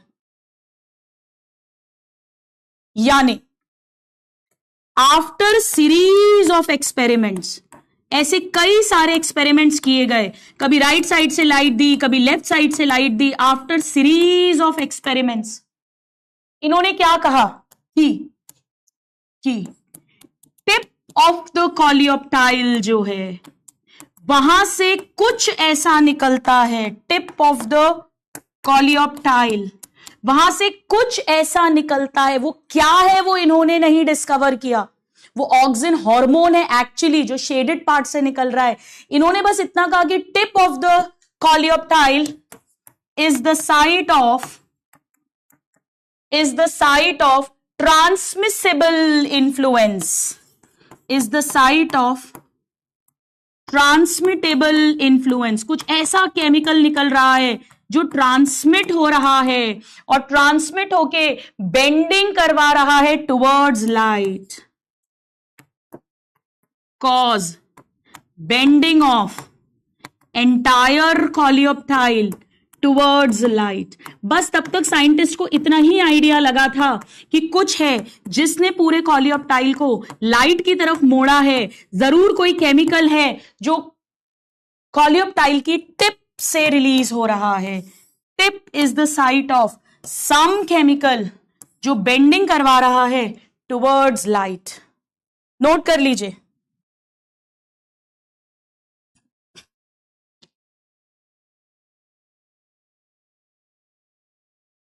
नाउ हो गया। मैं एक बार चैट ऑन कर रही हूं आपकी, मेरे को मजे नहीं आते चैट ऑफ करा के, क्योंकि पर हद कर देते हो कभी कभी। चलो, इन्होंने ऐसा भी करके देखा था कि टिप को कट कर दिया, और जब टिप को कट करा और फिर एक तरफ से लाइट दी तो वो कहीं भी नहीं मुड़ी। ऐसे भी पता चला था। क्या करा था बेटा? टिप कट कर दी, टिप कट, और अब लाइट दी तो नो बेंडिंग, यानी टिप से ही कुछ निकलता है जिसके कारण शेडेड पार्ट में मोर ग्रोथ होती है और इसीलिए टुवर्ड्स लाइट झुक जाता है, बेंड हो जाता है। बाद में एक साइंटिस्ट हुए हैं FW वेंट, FW वेंट। बेटा वो सेम एक्सपेरिमेंट्स कर रहे थे ओट्स की सीडलिंग पर। अगेन ओट्स भी ग्रामीनी फैमिली है, घास वाली फैमिली है। सीडलिंग के अंदर एम्ब्रियो होगा, प्लिम्यूल होगा, कॉलियोप्टाइल होगा, वही एक तरफ से लाइट दे रहे थे और उन्होंने उसकी कॉलियोप्टाइल की टिप से एक्चुअली ऑक्सिन को बाहर निकाला। Fast isolated auxin. डिस्कवरी का श्रेय इन्हें ही जाता है बेटा, डिस्कवरी का क्रेडिट इन्हें ही जाता है। From tip of coleoptile of एविना, यानी ओट्स सीडलिंग।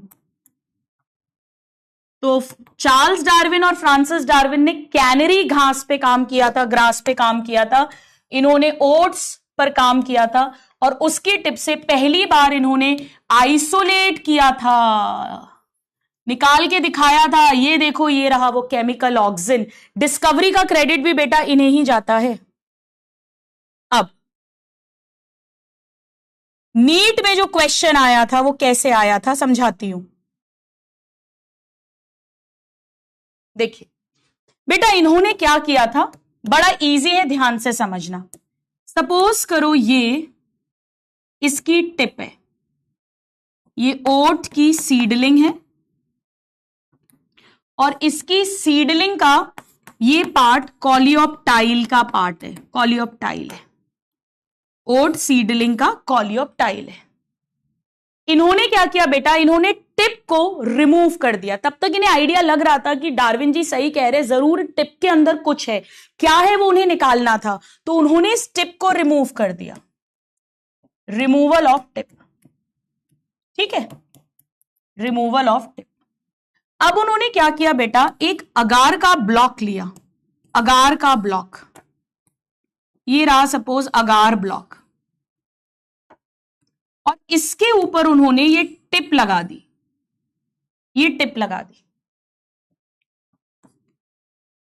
बेटा अगार ब्लॉक की एक खासियत होती है, ये है अगार ब्लॉक। अगार ब्लॉक जो है उसके अंदर जो भी कुछ उसके ऊपर रखते हो वो एब्जॉर्ब कर लेता है। जैसे ब्लॉटिंग पेपर होता है ना, इंक डालते हो तो इंक फैल जाती है, उसके अंदर एब्जॉर्ब हो जाती है। तो ऐसे ही ये जो टिप है इसके अंदर जो भी कुछ है, उन्हें नहीं पता क्या है, वो इस अगार ब्लॉक के अंदर आ गया, वो इस अगार ब्लॉक के अंदर आ गया। डार्विन जी ने तो बस इतना कहा था कि टिप पर there is something which is causing bending towards light. Went ji ने ओट्स की सीडलिंग के कॉलियोप्टाइल की टिप को एक्चुअली रिमूव किया और एक अगार ब्लॉक के ऊपर रख दिया, और उस टिप में जो कुछ भी है उन्हें नहीं पता क्या है, वो सब उस अगार ब्लॉक में एब्जॉर्ब हो गया। अब एक्चुअली आज हम जानते हैं कि ये टिप जो है दिस इज ऑक्सिन सोर्स। ये बात हम आज जानते हैं कि इस टिप के अंदर ही ऑक्सिन है, टिप के अंदर ऑक्सिन होता है बेटा। अब उन्होंने क्या किया, वापस से इस अगार ब्लॉक को इसके ऊपर प्लेस किया, पर कैसे प्लेस किया मैं बताती हूं। इसके ऊपर उन्होंने इस अगार ब्लॉक को यहां प्लेस किया, ऐसा एक तरफ, सेंटर में नहीं किया बेटा। टिप कट जो की थी वो सेंटर से की थी। अब उन्होंने इस अगार ब्लॉक को यहां डाल दिया। इस अगार ब्लॉक के अंदर ऑक्सिन आ चुका है, उन्हें कुछ नहीं पता, अभी उन्हें कुछ भी नहीं पता। और अब उन्होंने एक तरफ से लाइट दी, अब उन्होंने एक तरफ से लाइट दी। अब बड़ा ध्यान से सुनो, उन्होंने अगार ब्लॉक यहां प्लेस करा है और इस अगार ब्लॉक के अंदर ऑक्सिन है। वो ऑक्सिन इस एरिया में आएगा, जहां तक अगार ब्लॉक कांटेक्ट में है वहां ऑक्सिन रिलीज होगा और उस एरिया की ग्रोथ होगी, उस एरिया की ग्रोथ होगी। और जब उस एरिया की ज्यादा ग्रोथ होगी बेटा तो वो टुवर्ड्स लाइट बेंड कर जाएगा। अगर वो अगार ब्लॉक यहां प्लेस करेंगे तो यहां ऑक्सिन निकलेगा, तो ये वाला साइड ग्रो करेगा और इधर मूव करेगा। लिखिए, यानी ऑक्सिन जो है वो लाइट की तरफ नहीं आ रहा, वो शेडेड पार्ट से रिलीज होता है, शेडेड पार्ट से। ऑक्सिन जो है बेटा वो शेडेड पार्ट से रिलीज होता है। ये प्रीवियस ईयर क्वेश्चन है, ये है पीवाईक्यू, इस पर पीवाईक्यू आया था। जिस तरफ से आप लाइट देते हो उस तरफ नहीं, ऑपोजिट साइड शेडेड पार्ट से ऑक्सिन रिलीज होता है। इस केस में आप अगार ब्लॉक को जहां प्लेस करोगे उस अगार ब्लॉक के अंदर ऑक्सिन है। बेटा ये प्रूव करता है कि टिप के अंदर ऑक्सिन था, तभी तो जब टिप कट करी, टिप को अगार ब्लॉक पे रखा तो अगार ब्लॉक ने बेंडिंग करवाई।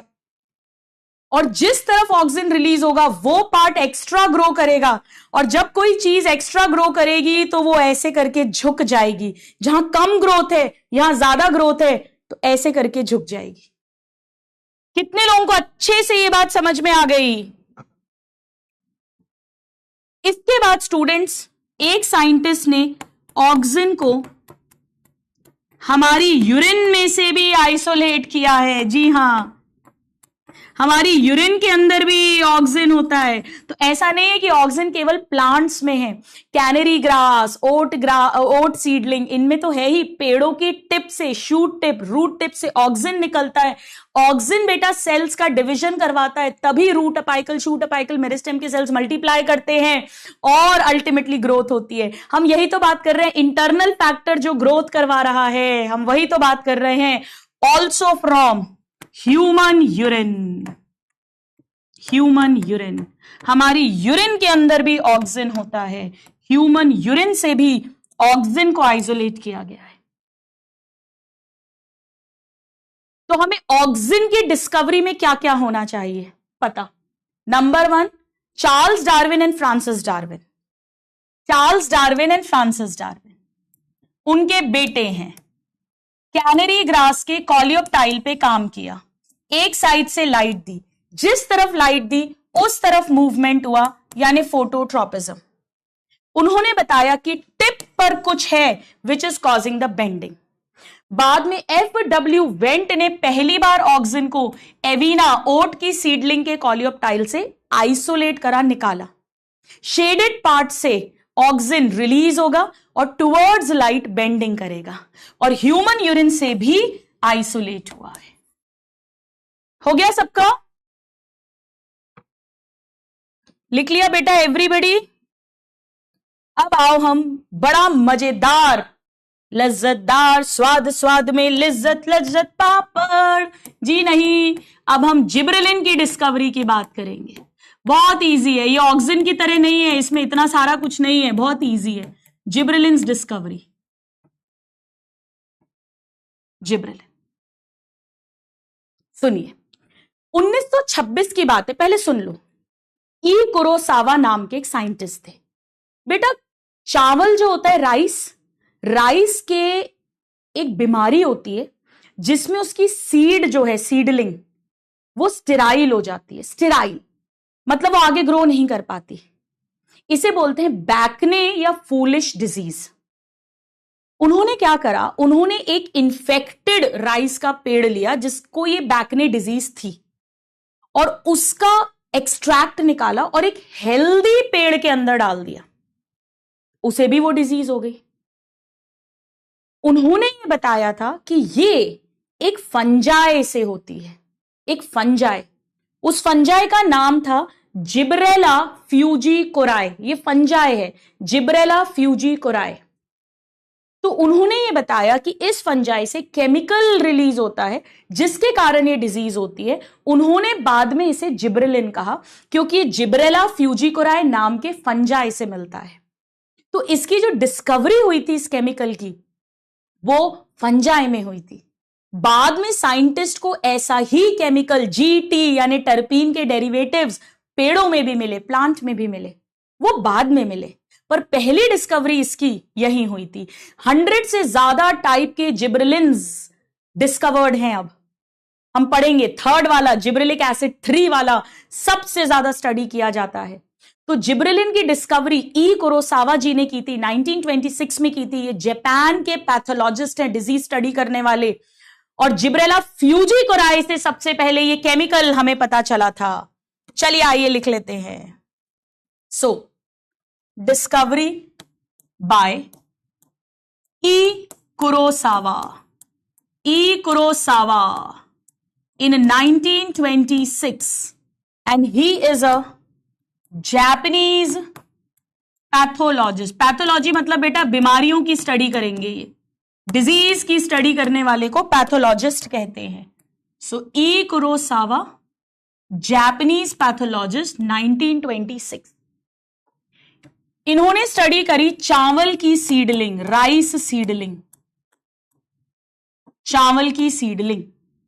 इन्होंने इसके अंदर इन्फेक्ट करा with Gibberella fujikuroi fungus, sterile filtrate, with sterile filtrate of fungus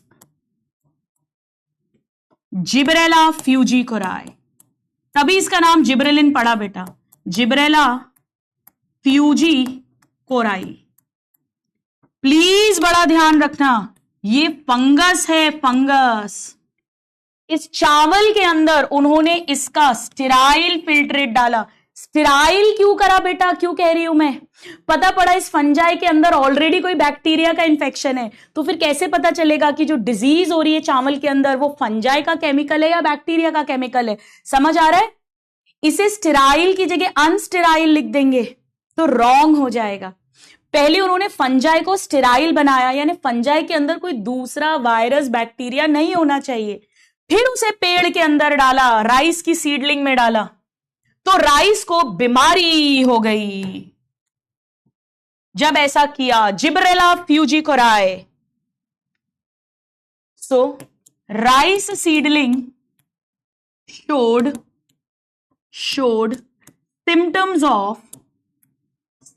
of, इसमें लक्षण आने लगे बेटा बैकने या फूलिश डिजीज के, बैकने या फूलिश डिजीज, बैकने या foolish seedling disease.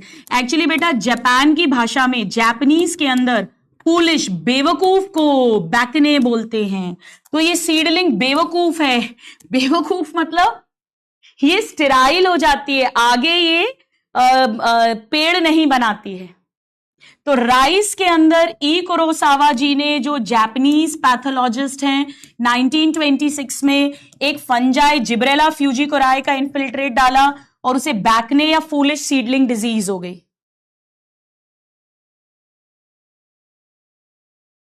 Now this chemical इसे फिर बाद में कहा गया, लेटर आइडेंटिफाइड एज, फिर इसे कहा गया जिबरलिन या बेटा जिब्रेलिक एसिड। ये एसिडिक होता है, जिब्रेलिन या जिब्रेलिक एसिड। लेटर, बाद में, जिब्रेलिन या जिब्रेलिक एसिड। यानी बेटा ये पेड़ों में भी मिलता है और फंजाई में भी मिलता है। So gibberellic acid found in both plants and fungi. अभी तक 100 से ज्यादा टाइप के जिब्रेलिक एसिड, थोड़ा थोड़ा केमिकल नेचर डिफरेंट होगा, सारे के सारे टर्पीन के डेरिवेटिव्स हैं, टर्पीन के डेरिवेटिव्स, GT, टर्पीन के डेरिवेटिव्स।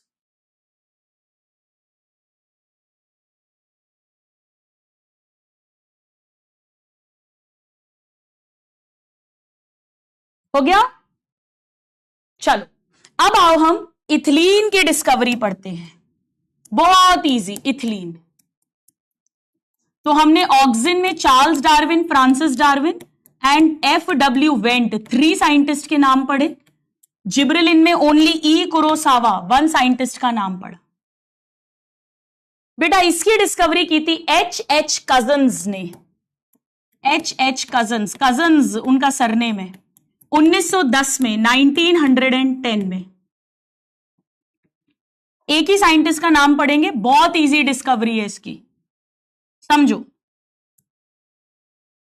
उन्होंने ये देखा कि कुछ कच्चे रॉ अनराइपन्ड केले हैं, कच्चे बनानास हैं अनराइपन्ड, और कुछ पके हुए राइपन ऑरेंजेस हैं। जब हम इन कच्चे केले को, अनराइपन बनानास को इन राइपन्ड ऑरेंजेस के पास रखते हैं तो ये जल्दी पक गए, अर्ली राइपनिंग हो गई। उन्हें समझ में आया कि जरूर इस ऑरेंज में से, पके हुए राइपन्ड ऑरेंज से कुछ गैस निकल रही होगी, वॉलेटाइल, और वो इस अनराइपन्ड बनाना के अंदर घुस गई होगी और उसने बनाना की राइपनिंग कर दी। बेटा हम पढ़ेंगे इथिलीन का मेन रोल होता है फ्रूट्स को पकाने में, फ्रूट्स की राइपनिंग में। तो इन्होंने ये बताया था कि कुछ वॉलेटाइल सब्सटेंस, जो बाद में इथिलीन गैस डिस्कवर हुई, सम वॉलेटाइल सब्सटेंस released from पके हुए ऑरेंजेस, जो संतरे थे पके हुए, राइपन्ड ऑरेंजेस, उसने कच्चे केलों को बेटा जल्दी पका दिया। हैसन्स राइपनिंग ऑफ, यानी फास्टन्स, जल्दी कर देगी राइपनिंग ऑफ अनराइपन्ड बनानास, अनराइपन्ड बनानास। यहां ध्यान रखना, उल्टा लिख देंगे तो रॉन्ग हो जाएगा। केले कच्चे हैं, ऑरेंजेस पके हुए हैं, कुछ वॉलेटाइल सब्सटेंस निकलेगा जो इनकी राइपनिंग को फास्ट कर देगा। Later identified as ethylene gas. Later, बाद में साइंटिस्ट ने बताया कि H कजन्स जी जो कह रहे हैं वो इथिलीन गैस है, जो एक हार्मोन की तरह वर्क करती है, अ गैसियस प्लांट ग्रोथ रेगुलेटर। बहुत मजेदार ट्रिक से इनके फंक्शंस में आपको अपकमिंग क्लासेस में पढ़ाऊंगी, नोट कर लो। H Cousins 1910।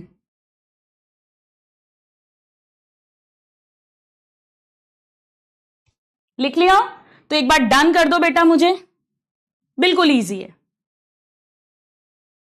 भागो मत बेटा, क्लास के एंड में कुछ बहुत इंपॉर्टेंट बताना है मुझे आपको। चल अब आ जाओ नेक्स्ट, एब्सिसिक एसिड की discovery. Abscisic acid discovery students mid 1960s की बात है। 1960s मिड यानी 63, 64, 65 नियर अबाउट। 1910 में इथिलीन डिस्कवर हो गई है और 1926 में डिस्कवर हो गई है जिब्रेलिक एसिड। ऑक्सिन के ईयर हमारे में नहीं है, हम आ गए हैं मिड 1960s में। 1963, 64 वो वाला जो टाइम है। स्टूडेंट्स बड़ा ध्यान से सुनो, 3 साइंटिस्ट ने अलग अलग दुनिया में कहीं कहीं इंडिपेंडेंटली एक हार्मोन डिस्कवर किया। किसी ने उसे कुछ नाम दिया, किसी ने कुछ नाम दिया, किसी ने कुछ नाम दिया। बाद में पता चला कि ये तीनों scientist, all the 3 scientist are talking about the same chemical, same hormone, और फिर उसे नाम दिया गया एब्सिसिक एसिड क्योंकि उसका मेन रोल एब्सिजन है। तो 3 इंडिपेंडेंट रिसर्चर्स। बेटा इंडिपेंडेंट वर्ड भी इंपॉर्टेंट है, अलग अलग काम कर रहे हैं, ये मिलकर काम नहीं कर रहे हैं। लेट 60s कर देंगे या अर्ली 60s कर देंगे तो भी रॉन्ग हो जाएगा। तीनों ने अलग अलग नाम दिए। एक ने नाम दिया उसको inhibitor B chemical, inhibitor B. एक ने नाम दिया उसको एब्सिजन 2, एब्सिजन 2, एब्सिजन 2। और एक ने नाम दिया उसको डॉर्मिन, क्योंकि ये डॉर्मेंसी करता है तो उन्होंने डॉर्मिन नाम दे दिया। ग्रोथ इनहिबिट करता है तो एक ने इनहिबिटर बी नाम दे दिया। इन एब्सिजन करता है तो एक ने एब्सिजन 2 नाम दे दिया। बेटा देखो, डॉर्मेंसी, एब्सिजन, इनहिबिशन हमें पता है, अभी पढ़ा। प्लांट ग्रोथ इनहिबिटर है, एब्सिजन करता है, डॉर्मेंसी करता है। और देखो ए के बाद बी आता है, 1 के बाद 2 आता है, ए के बाद बी आता है, 1 के बाद 2 आता है, तो बी और 2 ऐसा है। लेटर ऑल 3 केमिकली सेम हैं। साइंटिस्ट ने कहा आप जो बात कर रहे हैं वो एक ही के बारे में कर रहे हैं। लेटर ऑल 3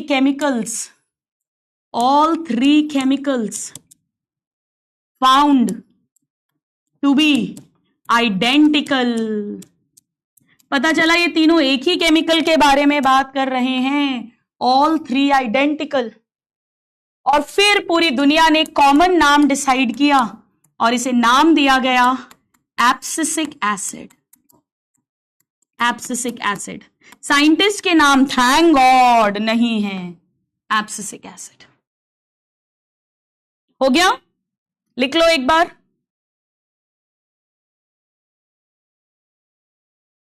अब मैं जबरदस्त चीज पढ़ाने वाली हूं।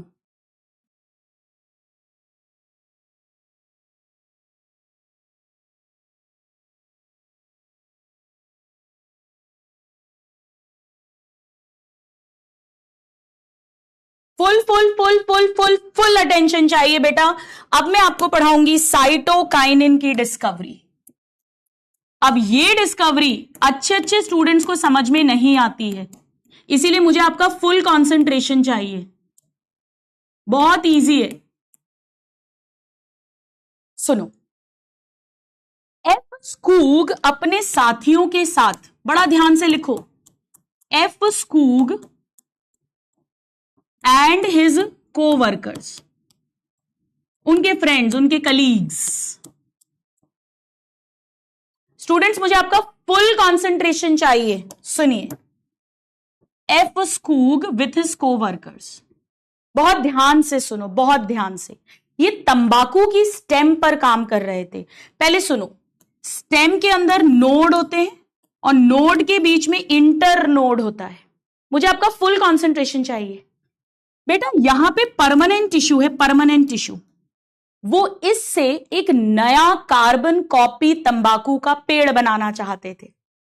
जैसे मैंने आपसे कहा था ना, रोज है, गुलाब, उसकी स्टेम से पूरा नया पेड़ बना सकते हैं, कार्बन कॉपी पेड़, बिना फ्लावरिंग के।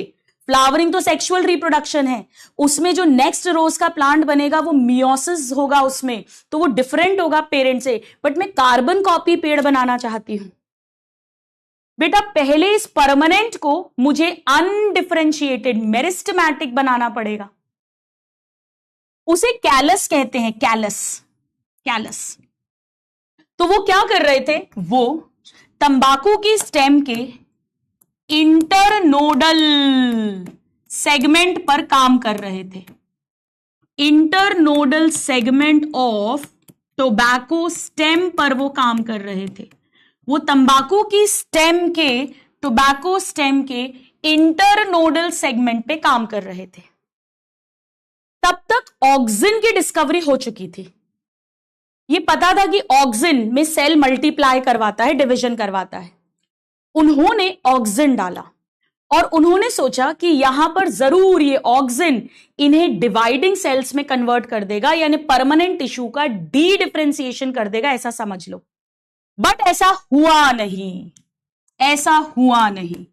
वो बेटा कैलस बनाना चाहते थे, कैलस यानी अनडिफरेंशिएटेड मास ऑफ सेल, ऐसा समझ लो बेटा, मेरिस्टेमेटिक सेल का ग्रुप बनाना चाहते थे, अनडिफरेंशिएटेड मास ऑफ सेल्स बनाना चाहते थे वो। तभी तो इससे फिर रूट शूट नया पेड़ बनेगा। बहुत ध्यान से सुनना। उन्होंने ऑक्सिन डाल के देखा, नहीं हुआ डी डिफरेंशिएशन, कैलस नहीं बना। फिर उन्होंने इसमें तरह तरह के दूसरे केमिकल्स हिट एंड ट्राई करना शुरू करे। तो उन्होंने देखा कि अगर इसमें डीएनए डाल दो या यीस्ट डाल दो या कोकोनट मिल्क डाल दो तो कैलस बन जाता है, तो कैलस बन जाता है। यानी कैलस फॉर्मेशन होता है ओनली इफ ऑक्सिन के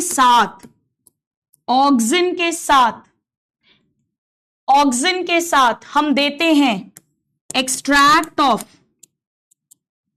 या तो डीएनए डालो, डीएनए, या यीस्ट डालो, बहुत ध्यान से लिखो, या कोकोनट मिल्क डालो, या जाइलम फ्लोएम, कोई वस्कुलर टिश्यू डालो। ये उन्होंने हिट एंड ट्राई कर करके देखा बेटा कि कैलस कब बनता है, कैलस कब बनता है। उन्होंने कहा कि ऑक्सिन के साथ अगर ये सब डालेंगे तो ही कैलस बनता है। यहां के सेल्स से अगर मुझे कैलस बनाना है तो उन्होंने कहा तभी होगा जब ऑक्सिन के साथ extract of one of these डाला जाए। बहुत ध्यान से सुनो स्टूडेंट्स, आज साइंटिस्ट ये जानते हैं कि अगर ऑक्सिन और साइटोकाइनिन एक केमिकल है, ये दोनों इक्वल प्रोपोर्शन में आ जाएं तो ये कैलस बना देते हैं, कैलस। यानी ये किसी भी परमानेंट टिश्यू को मेरिस्टेमेटिक बना देते हैं, अनडिफरेंशिएटेड बना देते हैं। मैं आगे चैप्टर में पढ़ाऊंगी कि अगर ऑक्सिन ज्यादा कर दो साइटोकाइनिन कम तो रूट बनती है, और साइटोकाइनिन ज्यादा कर दो ऑक्सिन कम तो शूट बनती है। बेटा मान लो मुझे एक पत्ती से, बड़ा ध्यान से सुनो, मुझे एक लीफ से पूरा एक नया पेड़ बनाना है। लीफ के अंदर परमानेंट टिश्यू है, पैरेन्काइमा है, जाइलम फ्लोएम है। मैं उसमें पहले ऑक्सिन और साइटोकाइनिन इक्वल अमाउंट में डालूंगी तो वो लीफ में कैलस बन जाएगा। फिर मैं ऑक्सिन इंक्रीज कर दूंगी तो रूट बन जाएगा, फिर साइटोकाइनिन इंक्रीज कर दूंगी तो शूट बन जाएगा। ऐसे कर कर एक नया कार्बन कॉपी पेड़ बनता है। तो बाद में साइंटिस्ट को पता चला कि इनमें एक्चुअली एक केमिकल है साइटोकाइनिन, और जब भी ऑक्सिन साइटोकाइनिन इक्वल होगा तभी कैलस बनता है। भाई हमने अभी अभी पढ़ा था CA यानी साइटोकाइनिन में एडेनाइन है, एडेनाइन यानी प्यूरिन बेस है। बेटा डीएनए में एडेनाइन होती है। यीस्ट फंजाई है, सिंगल सेल, इसके अंदर न्यूक्लियस होगा, उसके अंदर डीएनए होगा, डीएनए में एडेनाइन, ये भी बना सकता है cytokinin. Again coconut milk, coconut again पेड़ है तो उसमें डीएनए होगा, डीएनए है यानी उसमें एडेनाइन होगा, उससे साइटोकाइनिन बनता है। तो इन सब में साइटोकाइनिन है एक्चुअली, जिसके कारण ये कैलस बना। इतना समझ में आया? ठीक है। So only if nutrient medium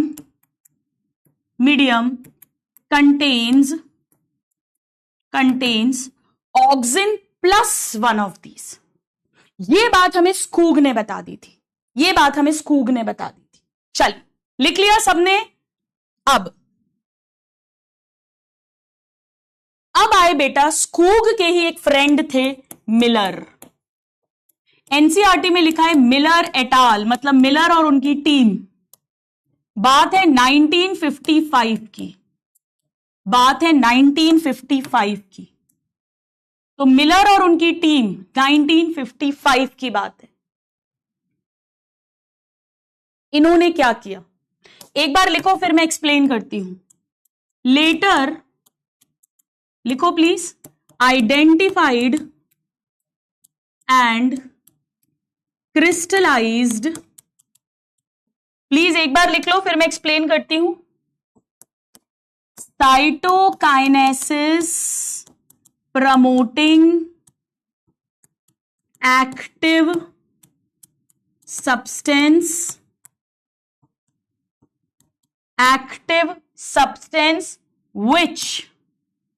which they termed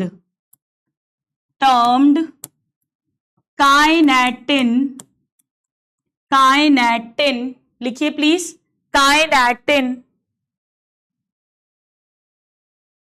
kinetin isolated from please लिखो, isolated from autoclaved sperm DNA। Last पढ़ रहे हैं, लास्ट दो sentences, sperm DNA of herring fish. This is N6-perfluoryl aminopurine। मुझे आपका फुल कंसंट्रेशन चाहिए। सुनो, Miller जी एक मछली पे काम कर रहे थे, प्लीज ध्यान से देखो, हेरिंग मछली। अब बेटा मछली फिशेस में मेल भी होगी फीमेल भी होगी, वो मेल को स्टडी कर रहे थे। तो मेल मछली में स्पर्म बनेंगे, मेल गैमीट्स, और स्पर्म एक सेल है, तो सेल के अंदर डीएनए भी होगा, डीएनए। उन्होंने उसको ऑटोक्लेव कर दिया, यानी स्टेराइल कर दिया, और उस डीएनए के, उस स्पर्म के डीएनए में से उन्हें ये वाला केमिकल मिला जिसे उन्होंने काइनेटिन नाम दिया, काइनेटिन। तो मिलर को काइनेटिन नाम का एक केमिकल मिला जो N6-perfluoryl aminopurine है, हेरिंग फिश के स्पर्म के डीएनए के अंदर से। हमें पता है बेटा ये एडेनाइन डेरिवेटिव्स हैं, तो बिल्कुल डीएनए से मिलेंगे। और उन्होंने देखा कि ये केमिकल भी जैसे ऑक्सिन है, सेल डिवीजन करवाता है, ये भी सेल डिवीजन करवाता है, यानी साइटोकाइनेसिस प्रमोटिंग सब्सटेंस है। तभी तो नाम है साइटोकाइनिन, बाद में रखा गया इस ग्रुप का नाम साइटोकाइनिन, यानी ये भी सेल डिवीजन करवाएगा। उन्होंने इसे मछली के अंदर से निकाला भी, और इवन उसके क्रिस्टल्स भी बनाए बेटा, क्रिस्टल्स। उन्होंने पेड़ों में भी इसे ढूंढने की कोशिश की, पर पेड़ों में ये नहीं मिला। तो kinetin naturally not found in plants. पेड़ों के अंदर बेटा दूसरे केमिकल है, साइटोकाइनिन्स है पेड़ों में, इन्हें मिले हैं, देखो इन सब के अंदर साइटोकाइनिन है, सब एडिनाइन के डेरिवेटिव्स हैं, बट केमिकल नेचर डिफरेंट होगा। ये वाला जो पर्टिकुलरली है ये पेड़ों में नहीं मिलता। काइनेटिन बेटा मछली में मिला है, एनिमल के अंदर मिला है, नॉट इन प्लांट्स, लिखिए, नॉट इन प्लांट्स। यानी एनिमल्स के अंदर सबसे पहले जो साइटोकाइनिन, काइनेटिन नाम दिया गया, उसे डिस्कवर किया गया, आइसोलेट किया गया, उसके क्रिस्टल्स बनाए गए, वो मिलर जी ने किया था। और पेड़ों में पहली बार जो डिस्कवरी हुई, इन्होंने तो सिर्फ ये बता दिया था कि ये है, फिर इससे दिमाग लगाया साइंटिस्ट ने और उन्होंने ऐसा केमिकल ढूंढना शुरू करा। इन्हें एनिमल में मिला और पेड़ों के अंदर जो पहली बार नेचुरल साइटोकाइनिन मिला, last line, first natural cytokinin discovered in plants. पेड़ों के अंदर पहली बार जो नेचुरल मिला, एनसीईआरटी में बेटा साइंटिस्ट का नाम नहीं दिया गया है, साइंटिस्ट का नाम था लेथम, नहीं भी याद करोगे चलेगा। वो मक्के में ढूंढा, कॉर्न में। बेटा कॉर्न को जियामेज कहते हैं, जियामेज, तो इसे नाम दिया साइंटिस्ट ने जियाटिन। ये सब साइटोकाइनिन है, जियाटिन, काइनेटिन, ये सब साइटोकाइनिन है, सब एडेनाइन के डेरिवेटिव्स हैं, बस थोड़ा थोड़ा सा केमिकल नेचर डिफरेंट है। From corn colonel's and coconut milk. बेटा कोकोनट मिल्क के अंदर भी यही वाला होता है, इसका केमिकल डिटेल हमें नहीं पढ़ना है। कॉर्न कर्नेल और कोकोनट मिल्क से जियाटिन को पेड़ों में से निकाला गया है। कॉर्न को जियामेज कहते हैं, तो जियाटिन नाम दिया गया। जितना मैंने पढ़ाया है उससे ज्यादा कुछ भी नहीं पढ़ना है, बिल्कुल नहीं पढ़ना है।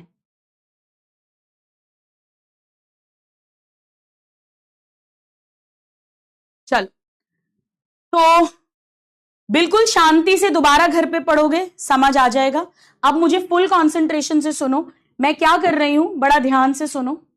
ये तो सब मैंने आपको एक एक वर्ड पढ़ा दिया है, एक एक लाइन पढ़ा दी है, पूरी डिस्कवरी पढ़ा दी है, ये सब हो गया है बेटा अपना। क्वेश्चंस मैं अभी नहीं करा रही हूं, क्वेश्चंस मैं आपको बाद में कराऊंगी। मुझे अब आपके 2 मिनट चाहिए, प्लीज सब लोग 2 मिनट दे दो मुझे, अपने 2 से 3 मिनट। देखो आज आप ये काम कर लोगे, ठीक है। अब संडे को, अभी जो संडे आएगा उस दिन आप फोटोसिंथेसिस का समरी और पीवाईक्यू लेक्चर कर लेना, ठीक है। और मंडे और ट्यूसडे को हाफ हाफ करके पॉडकास्ट कर लेना। तो ये तो अभी की बातें हो गई। अब स्टूडेंट्स नेक्स्ट वीक 24, 25 और 26 को आपको रिकॉर्डेड लेक्चर आएगा। प्लांट ग्रोथ एंड डेवलपमेंट का लेक्चर 3 और लेक्चर 4 आएगा, और एक सेक्सुअल रिप्रोडक्शन का फर्स्ट लेक्चर आएगा। मैंने रिकॉर्ड कर दिया है, डीपीपी भी रिकॉर्ड कर दी है। बैकलॉग क्रिएट मत करना, सेम क्लास के टाइम पर ही इसे पढ़कर पूरा पक्का करना। बहुत इंपॉर्टेंट है 3rd और 4th लेक्चर, मस्त ट्रिक्स के साथ, स्टोरीज के साथ, सारे हॉर्मोन्स आपकी टिप्स पे करा दूंगी, आपसे प्रॉमिस है मेरा। इस क्लास के क्वेश्चंस जब हम लाइव मिलेंगे, इसके बाद बेटा आपकी छुट्टियां हैं। इस वीक के बाद नेक्स्ट वीक आपकी दिवाली हॉलीडेज है, उसके बाद बस हम मिलेंगे। 3 ही रिकॉर्डेड क्लासेस है, उसके बाद जब हम मिलेंगे तो मैं आज की क्लास के क्वेश्चंस पहले खुद से क्लास में डिस्कस कर लूंगी, ठीक है। या आपको होमवर्क दे देती हूं, फिर अपन उस दिन फटाफट डिस्कस कर लेंगे। अब दिवाली हॉलीडेज वेस्ट मत करना बेटा। दिवाली हॉलीडेज में अपनी डेली एमसीडी लिस्ट बनाना और सारे चैप्टर रिवाइज करने हैं। रिवाइज कैसे करोगे? अगर आपको बहुत अच्छे से चैप्टर आता है, जैसे सेल वाला चैप्टर है, पुराने चैप्टर्स हैं, कई बार पढ़ चुके हो, तो उसे पॉडकास्ट से रिवाइज कर लेना प्लस एनसीईआरटी। अगर थोड़ा कम है तो समरी लेक्चर प्लस एनसीईआरटी, और बिल्कुल वीक चैप्टर है तो नोट्स प्लस एनसीईआरटी। एनसीईआरटी तो करोगे ही करोगे, वो आप फिल्टर लगा लेना, पर पहले से ही पूरा प्लान कर लेना बेटा, नहीं तो पूरी छुट्टियां वेस्ट हो जाएंगी। एक बात ध्यान रख लो आप कि हर वो स्टूडेंट जो सिलेक्ट होने वाला है वो दिवाली ब्रेक वेस्ट नहीं करेगा, वो पढ़ेगा। दिवाली पे हर रोज 2 घंटे से ज्यादा एक्स्ट्रा टाइम वेस्ट बिल्कुल नहीं करना। दिवाली हर साल आएगी, पर अगर आपने दिवाली पे नहीं पढ़ा तो दिवाला निकल जाएगा, ये बात पक्की याद रखो। इसके अलावा बेटा प्लांट ग्रोथ एंड डेवलपमेंट का भी मैंने summary, PYQ, podcast lecture record कर दिया है, पर वो आप अभी नहीं पढ़ेंगे। जब 4th लेक्चर, लास्ट लेक्चर मिलेगा, उसके बाद वाले संडे को आप इसे कंप्लीट करना। तो I wish you all, your family, a very happy Diwali, but please don't waste time. ठीक है, तो हम अब दिवाली के बाद मिलेंगे और बिल्कुल अच्छे से पक्के से सब कुछ कर लेना, बैकलॉग मत होने देना। इन 3 लेक्चर्स का जो रिकॉर्डेड आएंगे, मैंने बहुत मेहनत करके आपके लिए पहले ही लेक्चर रिकॉर्ड करा है, डीपीपी रिकॉर्ड करी है। मैं नहीं चाहती थी आपकी क्लास ऑफ हो, आपका लेक्चर डिले हो। मैंने इसका समरी, पीवाईक्यू और पॉडकास्ट भी रिकॉर्ड कर दिया है। तो बेटा मैं अपना पूरा काम कर रही हूं, अब आपको भी अपना पूरा काम करना है। मुझे आप पे जरूर बताना कैसा लग रहा है। आज आपको लग रहा होगा कि लास्ट में डिस्कवरी में थोड़ी घबराहट हो रही होगी, बेटा बहुत इजी डिस्कवरीज है, शांति से पढ़ना, दोबारा से सुनना, सब समझ आ जाएगा। ठीक है, happy Diwali to all of you. और जो डाउट्स हो मुझे ऐप पर भेज देना, और अपन अब दिवाली के बाद मिलेंगे। बट 3 क्लासेस रिकॉर्डेड हैं और प्लांट ग्रोथ के पीवाईक्यू, समरी और पॉडकास्ट है, और फोटोसिंथेसिस वाला इस संडे करना है। होमवर्क मैं पूरा देकर जा रही हूं, उसमें कोई मक्कारी, कोई लीनियंसी, कोई ढील नहीं होगी। Bye everybody, love you all, take care, happy Diwali once again.